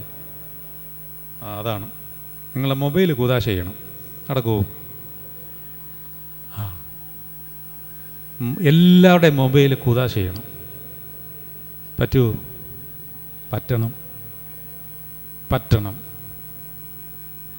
കാരണം ഈ സാധനം നമ്മളെ അശുദ്ധിയിലേക്ക് വഴി നടത്തുവാൻ സാധ്യതയുള്ളതാണ്. എന്നാൽ ഈ സാധനം വെച്ച് തന്നെ നമുക്ക് ദൈവീക മഹത്വത്തിന് ഇത് ഉപയോഗപ്പെടുത്തുകയും ചെയ്യാം. അപ്പോൾ അതിനെ കൂതാശ ചെയ്ത് ശുദ്ധീകരിച്ചിട്ട് കർത്താവിന് വേണ്ടി ഉപയോഗിക്കണം, ദൈവനാമോത്വത്തിനായി. പക്ഷേ പിശാചിന് ഇതറിയാവുന്നതുകൊണ്ട് അവൻ സകല തിന്മ വ്യാപാരങ്ങളും ഇതിൽ കൂടി നിങ്ങളിൽ മേൽ വ്യാപരിപ്പിക്കും. അത് പ്രഥമ ദൃഷ്ടിയ തുടങ്ങുന്നത് കണ്ണിൽ കൂടിയാണ്. ഇത് കാണൂ എന്ന് പറയും.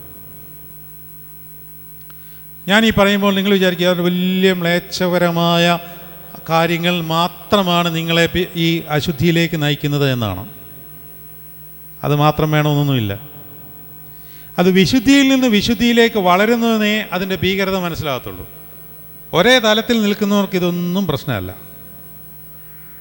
ഇന്നത്തെ കാലത്ത് ഒരു ന്യൂസ് അവർ കേൾക്കാൻ പറ്റുമോ? കേൾക്കുന്നതുകൊണ്ട് എന്താ കുഴപ്പമെന്ന് വിചാരിക്കും. പക്ഷേ വിശുദ്ധി ആഗ്രഹിക്കുന്നവന് അത് ബുദ്ധിമുട്ടാണ്. എന്താണ് ഞാൻ പറഞ്ഞത്? വിശുദ്ധി ആഗ്രഹിക്കുന്നവന് അത് ബുദ്ധിമുട്ടാണ്. നല്ല കുഴപ്പമുണ്ടോ? ന്യൂസ് അവറിൽ തർക്കങ്ങളും വിഷയങ്ങളും അങ്ങോട്ടും ഇങ്ങോട്ടും ഇങ്ങനെ തർക്കങ്ങൾ. എന്ത് പ്രയോജനം? നിങ്ങൾ എന്താണ് അതിൽ നിങ്ങൾക്ക് കിട്ടിയത്? എനിക്ക് കിട്ടിയത് എന്താണ്?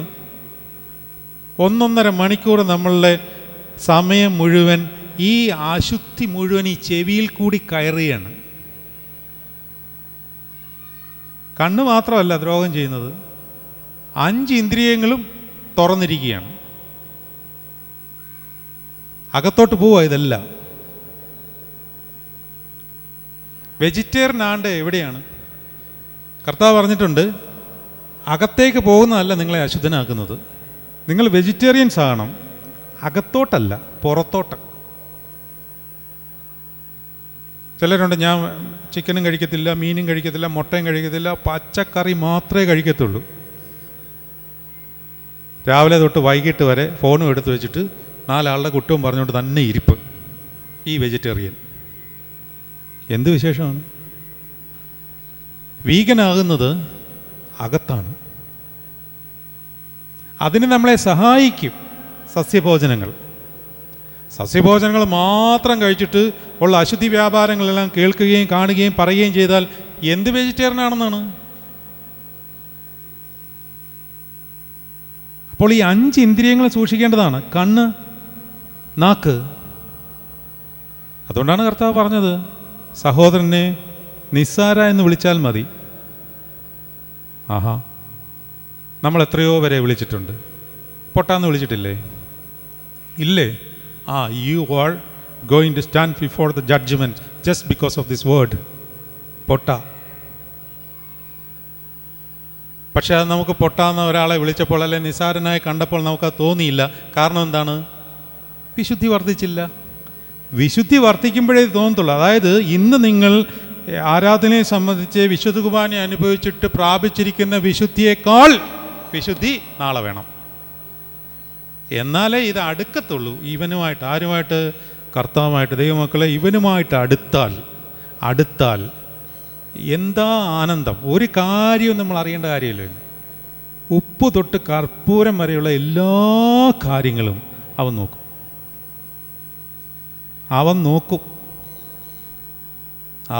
എന്ന് പറഞ്ഞാൽ അവൻ നോക്കും. ഇനി നമ്മളെങ്ങാനും മറന്നു പോയിട്ടുണ്ടെങ്കിൽ അവൻ ഓർമ്മിപ്പിക്കും. അത്രയ്ക്ക് മനുഷ്യരുമായിട്ട് ഇടപെടുവാനും കൂടെ നടക്കുവാനും ആഗ്രഹിക്കുന്ന ക്രിസ്തു എന്ന വ്യക്തി ഇമ്മാനുവേൽ എന്നുള്ള പേരിൽ നമ്മുടെ കൂടെ ഉള്ളപ്പോഴാണ് നമ്മൾ അവനെപ്പറ്റി മാത്രം ഓർക്കത്തില്ല. നമ്മുടെ വിചാരം കുർബാനയ്ക്ക് വരുന്നു, പോകുന്നു, പ്രാർത്ഥനായോഗത്തിന് പോകുന്നു, ദാനധർമ്മം ചെയ്യുന്നു, രാവിലെയും വൈകിട്ടൊക്കെ പ്രാർത്ഥിക്കുന്നു.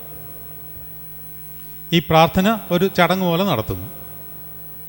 ഞാൻ പറഞ്ഞില്ലേ, ഇതൊരു ഇഷ്ടമാവണം. ക്രിസ്തു സ്നേഹം എന്ന് പറയും ഇതിന്.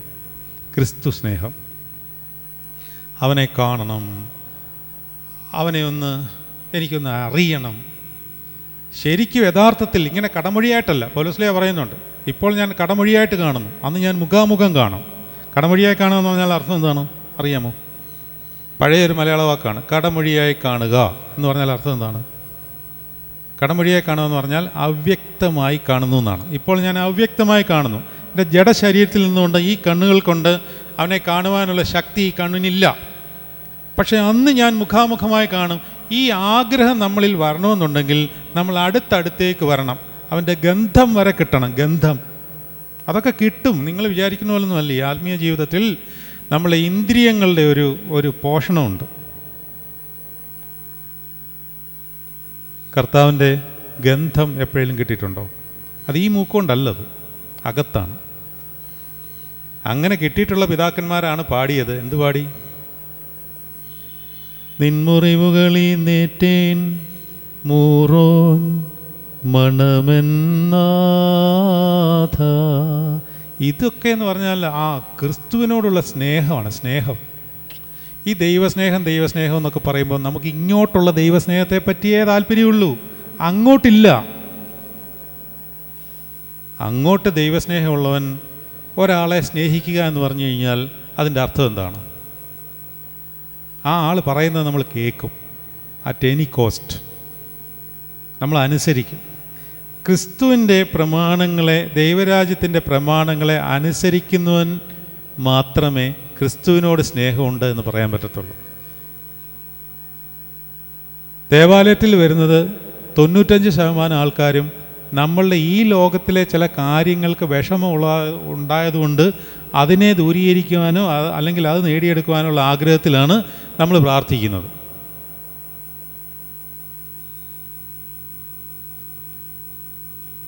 അതായിരിക്കരുത്.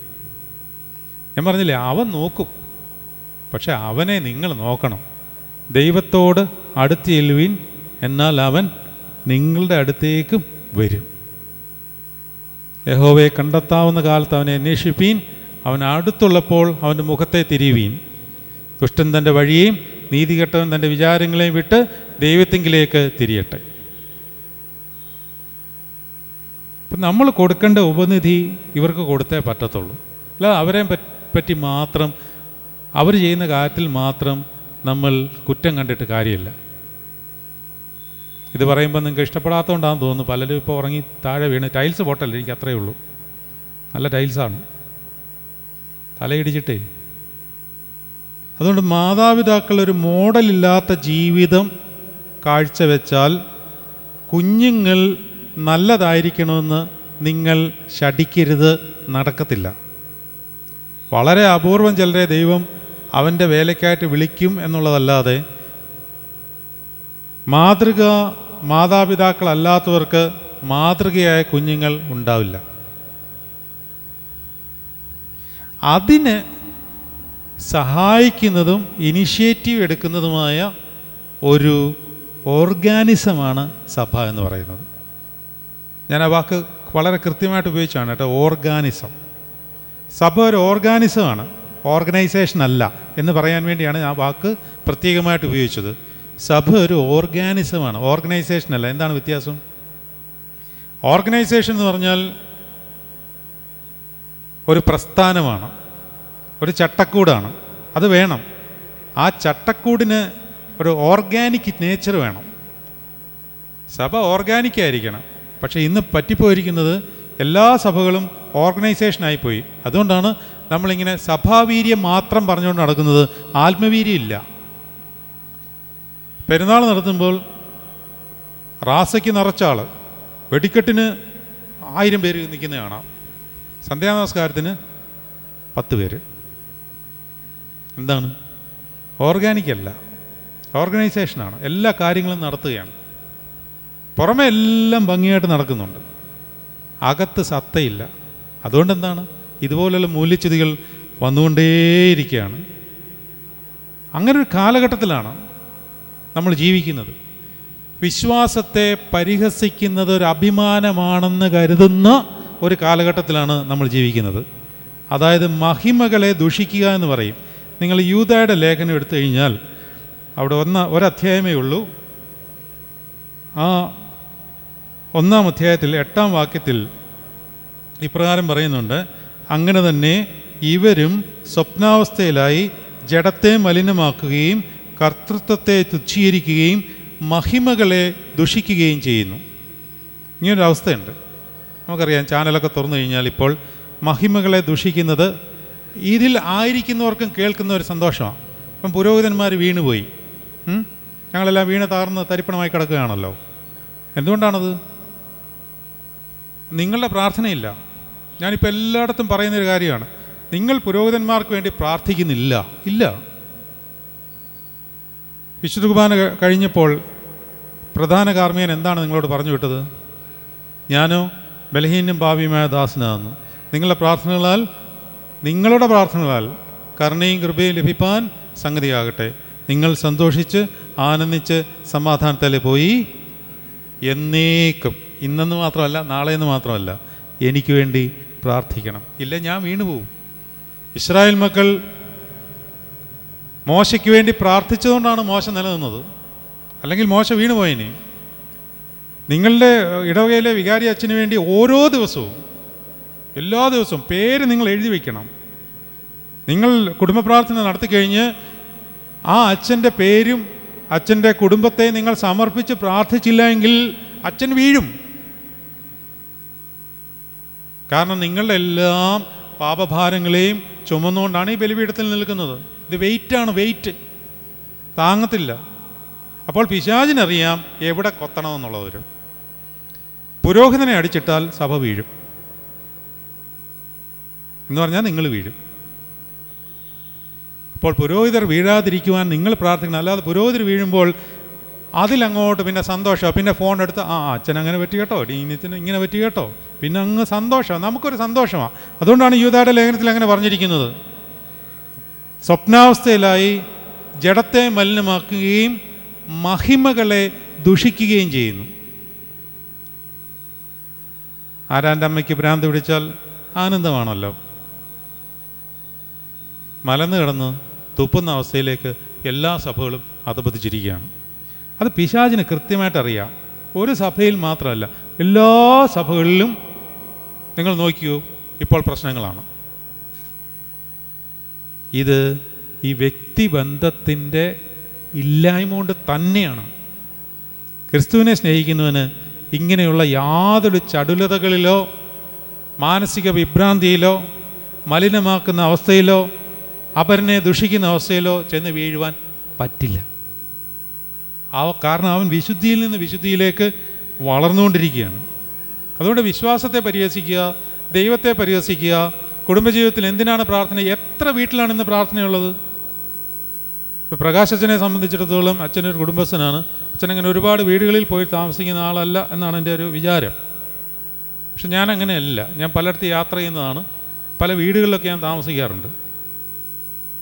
95% വീടുകളിലും കുടുംബ പ്രാർത്ഥന പോലും ഇല്ല. വേദോസ്തവാനം പിന്നെ പറയേ വേണ്ട.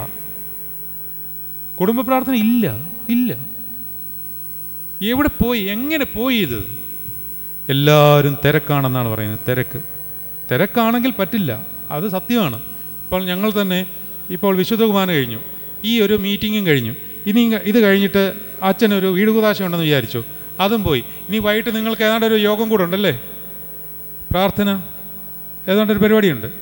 അതും കൂടെ കഴിഞ്ഞ് ഈ മനുഷ്യനെ ഒന്നിനും കൊള്ളില്ല. ഞാൻ പറയാം, അതിനാ വീട്ടിൽ പോയാൽ കട്ടിൽ കാണുക, കയറിക്കിടക്കുക, വേറൊന്നും പറ്റില്ല. ഞാൻ പറഞ്ഞത് എന്താണ് പറ്റേണ്ടത്? ഈ സാധനം എടുത്തു വെച്ച് കർത്തൃസന്നിധിയിൽ പോയി ഇരിക്കണമെന്നുണ്ടെങ്കിൽ ശരീരത്തിന് ഉന്മേഷം വേണം. ക്ഷീണമായി കഴിഞ്ഞാൽ നാളെ ആട്ടെന്ന് വിചാരിക്കും. പ്രോകാസ്റ്റിനേഷൻ. അതുകൊണ്ട് കുടുംബത്ത് ആരാധന, പ്രാർത്ഥന, വേദോസ്തവ വായന, ഇത് മൂന്നും നിർബന്ധമാക്കാതെ ആരാധനയിലെ ഒരു ശ്രേഷ്ഠതയും മഹിമയും നിങ്ങൾക്ക് ലഭിക്കില്ല. പിന്നെ ഇങ്ങനെ പള്ളിയിലൊക്കെ വന്നു പോവാം, പ്രാർത്ഥനയൊക്കെ നടത്താം. എന്താണ് നിങ്ങൾ നേടിയത്? ശക്തിയോടെ എല്ലാം നടത്താനുള്ള അധികാരങ്ങളും കാര്യങ്ങളും എല്ലാം ഉണ്ട്. ശക്തിയോടെ. എൻ്റെ സമയം ഏകദേശം തീരാറായെന്ന് തോന്നുന്നു. അച്ഛൻ വന്നിരുന്നത്. അതുകൊണ്ട് ഞാൻ വാക്കുകളെ അവസാനിപ്പിക്കുകയാണ്. വളരെ സൂക്ഷ്മതയോടെ കൈകാര്യം ചെയ്യേണ്ട ഈ കുടുംബജീവിതം ഇത്രയും തകരാറിലായിപ്പോയത് നമ്മുടെ പിതാക്കന്മാർ നമുക്ക് കൈമാറി തന്ന ഉപനിധിയെ നമ്മളത് സൂക്ഷിക്കാതെ അത് തലമുറയ്ക്ക് കൈമാറാൻ പറ്റാതെ പോയതാണ്. നമ്മൾ എന്തുകൊണ്ട് സൂക്ഷിച്ചില്ല എന്നറിയാമോ? അതിനും ഒരു കാര്യമുണ്ട്. അവിടെയാണ് നമുക്ക് പറ്റിപ്പോയ പരാജയം. അതുകൂടെ പറഞ്ഞ് ഞാൻ അവസാനിപ്പിക്കുകയാണ്. നമ്മൾ സൂക്ഷിച്ചേനേമായിരുന്നു. നമ്മൾ സൂക്ഷിക്കാൻ പറ്റാതെ പോയത് അവർ സമ്പാദിച്ചതിൻ്റെ കൃപാവർഷങ്ങളുടെ സാധ്യത മുഴുവനും നമ്മൾ ഒരു എഫർട്ടും ഇല്ലാതെ അനുഭവിച്ചു. ഞാൻ പറഞ്ഞ മനസ്സിലായോ? ഇനി ഞാൻ പറയാറുള്ളൊരു വാക്കാണ് പന്തൽ പെയ്ത്ത്. പഴയ ആൾക്കാർക്ക് മനസ്സിലാകുമായിരിക്കും എന്താണ് പന്തൽ പെയ്ത്ത് എന്ന് പറഞ്ഞാൽ. അതായത് പഴയ കല്യാണങ്ങളൊക്കെ നമ്മൾ വീടുകളിലായിരുന്നു നടത്തിക്കൊണ്ടിരുന്നത്. അന്ന് പന്തലിടും വീടുകളിൽ. അപ്പോൾ ഈ പന്തലിട്ട് കഴിഞ്ഞാൽ മഴ പെയ്യുകയാണെങ്കിൽ പന്തലിൻ്റെ ഒരു ഭാഗം കുഴിഞ്ഞിട്ട് ഈ മഴവെള്ളം അത് വളരെ ശക്തിയോടുകൂടി താഴേക്ക് വീണുകൊണ്ടിരിക്കും. മഴ സത്യത്തിൽ നിന്ന് കാണും, പക്ഷേ ഈ മഴവെള്ളം ഇങ്ങനെ ശക്തിയായിട്ട് വീണുകൊണ്ടിരിക്കും. അകത്തിരിക്കുന്നതിൻ്റെ വിചാരം എന്താണെന്നറിയാമോ? മഴ പെയ്യുകയാണെന്നാണ്. ഭയങ്കര ശക്തമായിട്ട് മഴ പെയ്യുകയാണെന്നാണ് വിചാരം. മഴയൊക്കെ നിന്ന് വെയിലും തെളിഞ്ഞു. പക്ഷേ ഈ പന്തൽ പെയ്ത്ത് കാരണം പുറത്തേക്ക് നോക്കാത്തവൻ്റെ വിചാരം മഴ പെയ്യുകയാണെന്നാണ്. അതായത് നമ്മുടെ അപ്പച്ചന്മാരും അമ്മച്ചിമാരും പ്രാർത്ഥിച്ചു വെച്ച് നേടിയെടുത്ത നിധിയും ഉപനിധിയും എല്ലാം നമ്മളത് ഏറ്റെടുക്കാഞ്ഞതുകൊണ്ട് ദൈവം നമ്മളെ തള്ളിക്കളഞ്ഞില്ല, കൃപ ചൊരിഞ്ഞുകൊണ്ടേയിരുന്നു, കൃപാവർഷം വീണുകൊണ്ടേയിരുന്നു. പന്തൽ പെയ്ത്തായിരുന്നു. പക്ഷെ ഈ സാധനം അങ്ങ് തീരും, നിൻ്റെ പിന്നെ കൊടുക്കാനില്ല. മേളിൽ നിന്ന് വീണില്ലല്ലോ, പന്തലിൽ കിടന്നത് തീർന്നു. നിങ്ങൾ കൊടുത്തില്ല, കൊടുക്കാഞ്ഞുകൊണ്ട് പിള്ളേർക്കൊന്നും കിട്ടിയില്ല.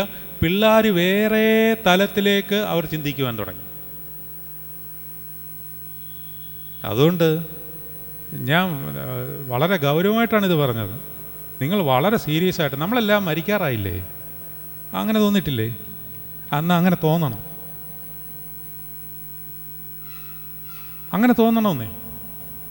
വിട്ടുപിരിഞ്ഞ് ക്രിസ്തുവിനോട് കൂടെ ആയിരിക്കാൻ ഞാൻ ഏറെ കാക്ഷിക്കുന്നു എന്ന് പറഞ്ഞ പൗലോസ്ലീഹായുടെ വചനത്തെ നിങ്ങൾ ഓർത്തുകൊള്ളുക. 50 വയസ്സ് കഴിഞ്ഞവരൊക്കെ ബോണസാണെന്ന് വിചാരിച്ചിട്ട് ഇന്നല്ലേ നാളെ ഞാൻ അവസാനിക്കും. എന്താണ് കർത്താവിനെ കാണാനുള്ള ആഗ്രഹം ഉണ്ടായി ഇതുവരെ? അതോ എൻ്റെ മക്കൾ, എൻ്റെ കുടുംബം, എൻ്റെ ജീവിതം ഇതിങ്ങനെ അതിൻ്റെ പുറകെയാണോ, ഓട്ടത്തിലാണോ? ഇങ്ങനെ ഓടിക്കൊണ്ടിരിക്കുമ്പോൾ നമുക്ക് വേറെ ഒന്നിനും സമയമില്ല. അതുകൊണ്ടാണ് ഞാൻ ആദ്യം പറഞ്ഞത്, അവൻ നോക്കും, പക്ഷെ അവൻ്റെ പുറകെ ഓടണം കുറച്ച് സമയം എന്ന് പറഞ്ഞാൽ പള്ളിക്കാര്യങ്ങൾക്ക് ഓടി നടക്കുന്ന കാര്യമല്ല ഈ പറയുന്നത്. അത് വേണം. നിങ്ങൾ രഹസ്യമായി കർത്താവിനെ അന്വേഷിക്കണം, വീട്ടിലിരിക്കണം, അവൻ്റെ സന്നിധിയിലിരിക്കണം. അതുകൊണ്ടാണ് മറിയയോട് കർത്താവ് പറഞ്ഞത്, നീ നല്ല അംശം തിരഞ്ഞെടുത്തിരിക്കുന്നു. മാർത്തയോട് പറഞ്ഞത്, മാർത്തേ മാർത്തേ, നീ പല പല കാര്യങ്ങൾക്ക് വേണ്ടി ഓടി നടക്കുന്നു, ഒന്നും വേണ്ട, ഇവിടെ ഇരിക്കും, ഞാൻ പറഞ്ഞുതരാം. Sit down at my feet, I will teach you. വേണമെങ്കിൽ മതി. ഇത് വലിയൊരു ആനന്ദമാണ്. അവൻ നോക്കും, എല്ലാം നോക്കും. A to Z. നിസ്സാരം നിങ്ങൾ കരുതുന്ന കാര്യം പോലും അവൻ കരുതുന്നത് കണ്ട് നിങ്ങൾ അത്ഭുത സ്തബ്ധരാകും. ഒരു ചെറിയ സാക്ഷ്യം പറഞ്ഞുകൊണ്ട് ഞാൻ അവസാനിപ്പിക്കുകയാണ്. ഞാൻ ഈ മൈലപ്രായിൽ എൻ്റെ ആശ്രമത്തിൽ ഇപ്പോൾ ധ്യാനം എടുക്കാറുണ്ട്. ധ്യാനം എടുക്കുമ്പോൾ ഈ യോഹന്നാൻ്റെ സുവിശേഷമാണ് ഇപ്പോൾ പഠിപ്പിച്ചുകൊണ്ടിരിക്കുന്നത്. 2 കൊല്ലമായി, 12 അധ്യായമേ ആയിട്ടുള്ളൂ. അത്രയ്ക്ക് ഡെപ്തുണ്ട് അതിന്. ഇപ്പോൾ യോഹന്നാൻ്റെ സുവിശേഷം ഇങ്ങനെ പഠിപ്പിച്ചുകൊണ്ടിരിക്കുക എന്ന് പറയുന്നത് നമുക്ക് തന്നെ വലിയൊരു ആനന്ദമാണ്. കാരണം രഹസ്യങ്ങൾ വെളിപ്പെടും. അപ്പോൾ എനിക്ക് കുറച്ച് നാളായിട്ട്, ഒരു 5-6 മാസമായിട്ടുണ്ടായിരുന്ന ഒരു ആഗ്രഹമായിരുന്നു, പത്മോസ് ദ്വീപ് ഒന്ന് കാണണം. പത്മോസ് ദ്വീപ് ഒന്ന് കാണണം. എവിടെയാണെന്ന് പോലും എനിക്കറിയത്തില്ല. ഗ്രീസിലാണ്, ഏതൻസിലെ മറ്റോ ആണ്. അവിടെ നിന്നങ്ങാണ്ട് കുറച്ച് ദൂരം ഉള്ളിലേക്ക് പോകണം. അപ്പോൾ ഞാൻ ചെയ്യുന്ന ധ്യാന പ്രസംഗങ്ങൾ കേൾക്കുന്ന ഒരു കാത്തലിക് ദമ്പതികളുണ്ട്, വളരെ ദൂരെയാണ്. അവർ എന്നോട് ബന്ധപ്പെട്ടൊന്നുമില്ല. അവർ ഇങ്ങനെ പല വിശുദ്ധന്മാരുടെയും ട്യൂമ്പുകൾ സന്ദർശിക്കുന്നവരാണ്. അവർ പത്മോസ് ദ്വീപിലും പോയിരുന്നു. പത്മോസ് ദ്വീപിനകത്തൊരു ഗുഹയുണ്ട്. അവിടെയാണ് യോഹന്നാൻ ഇരുന്ന് ഈ ദർശനം ഉണ്ടായത്. വല്ലപ്പോഴും കൊടുങ്കാറ്റോ ഭൂമി കുലുക്കമോ വല്ലതും ഉണ്ടാകുമ്പോൾ, ഇതൊരു വലിയ പാറ ഗുഹയാണ്. ഈ പാറ അടന്ന് താഴെ വീഴും, ചെറിയ ചെറിയ കഷ്ണങ്ങൾ കിട്ടും. ആ കഷ്ണങ്ങൾ അതിനടുത്തൊരു ആശ്രമമുണ്ട്, അവരടുത്ത് ശേഖരിച്ച് വയ്ക്കും. അപ്പോൾ ഇവരത് പോയിട്ട് അവർക്കിത് 2 പീസ് കിട്ടി. കഴിഞ്ഞ മാസം അവരെന്നെ കാണാൻ വന്നു. എന്നിട്ട് അച്ഛനൊരു ഗിഫ്റ്റ് ഉണ്ടെന്ന് പറഞ്ഞു. എനിക്കതിലൊരു കല്ല് തന്നു. ഞാൻ പറയാൻ വന്നത് ഇത്രയേ ഉള്ളൂ. ഞാൻ കർത്താവിൻ്റെ അടുത്തിരുന്ന് ആഗ്രഹിച്ചു, എനിക്ക് ഈ പത്മോസ് ദ്വീപിലൊന്ന് പോകണമല്ലോ എന്ന് എൻ്റെ കൊച്ചുമുറിയിൽ നിന്ന് ആഗ്രഹിച്ചപ്പോൾ പത്മോസ് ദ്വീപ് എൻ്റെ മുറിയിൽ വന്നു. എനിക്കത്രയും മതി, നീ കണ്ടില്ലേലും ഒന്നുമില്ല, അതിൻ്റെ ഒരു പ്രസൻസ് കിട്ടിയാൽ മതി.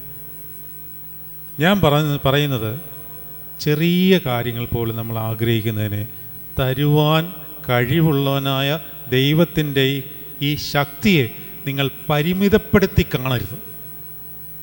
എല്ലാം അവന് വിട്ടുകൊടുക്കുവാൻ നമുക്ക് എന്ന് തോന്നുന്നുവോ അന്ന് നമ്മുടെ കുടുംബജീവിതവും ആരാധന ജീവിതവും സഭാജീവിതവും എല്ലാം ഭദ്രമാക്കി കർത്താവ് നമുക്ക് തരും. അതുകൊണ്ട് ഈ സാമാന്യമായ ജീവിതം ഒന്ന് അവസാനിപ്പിച്ചിട്ട് വിശുദ്ധമായ ജീവിതത്തിലേക്ക് പോകണം. സാമാന്യ ജീവിതത്തിന് കുഴപ്പമൊന്നുമില്ല, ഇങ്ങനെ അങ്ങ് പോയാൽ മതിയെന്ന് തോന്നും. വേദപുസ്തകത്തിലെ പദപ്രയോഗമാണ് കേട്ടോ, സാമാന്യം വിശുദ്ധം. കുഴപ്പമില്ല, സാമാന്യമാണ്. സാമാന്യം പോരാ, കർത്താവിന് അത് പോരാ, കർത്താവിന് വിശുദ്ധം വേണം. സാമാന്യമായതും വിശുദ്ധമായതും എന്നാണ്. നമ്മളെല്ലാം സാമാന്യന്മാരാണ്, മാന്യന്മാരുമാണ്, പക്ഷേ സാമാന്യമേ ഉള്ളൂ. ഇന്നത്തെ പോലെ തന്നെ നാളത്തെ പോലെ തന്നെ മറ്റന്നാളും മരിക്കാൻ നേരം അങ്ങനെ തന്നെ വിശുദ്ധമായിക്കൊണ്ടേയിരിക്കണം. അതിനായിട്ട് ദൈവം നിങ്ങളെ സഹായിക്കട്ടെ. അതുകൊണ്ട് എല്ലാം വിശുദ്ധവും ശ്രേഷ്ഠവും നേടുക. ഈ ഇടവ ദിനത്തിന് എല്ലാ ആശംസകളും നേരുന്നു. നല്ല കുടുംബങ്ങളുണ്ടായി സഭകൾ പരിപോഷിപ്പിക്കപ്പെടട്ടെ. സഭയുടെ മൂല്യച്യുതികൾ നമ്മുടെ മൂല്യച്യുതിയായിട്ട് നമ്മൾ കണ്ട് അതിനുവേണ്ടി പ്രാർത്ഥിക്കുക. കുഞ്ഞുങ്ങളെ നേർവഴിക്ക് നടത്തുവാനായിട്ട് നമ്മളെ തന്നെ നമ്മൾ ക്രമീകരിക്കുക. നമ്മുടെ വിശുദ്ധി വർദ്ധിപ്പിക്കുക. ഇത്രയേ ഉള്ളൂ അതിനകത്ത്, വിശുദ്ധി വർദ്ധിപ്പിക്കുക. വേറൊരു മാർഗമില്ല. എല്ലാ കുഞ്ഞുങ്ങളും നമ്മളെ അനുസരിക്കും. ഇല്ലെങ്കിൽ നമ്മുടെ ശക്തിയില്ലായ്മ അവർ മുതലെടുത്ത് ദൈവത്തിൽ നിന്നകലും. അതുണ്ടാവാതിരിക്കട്ടെ.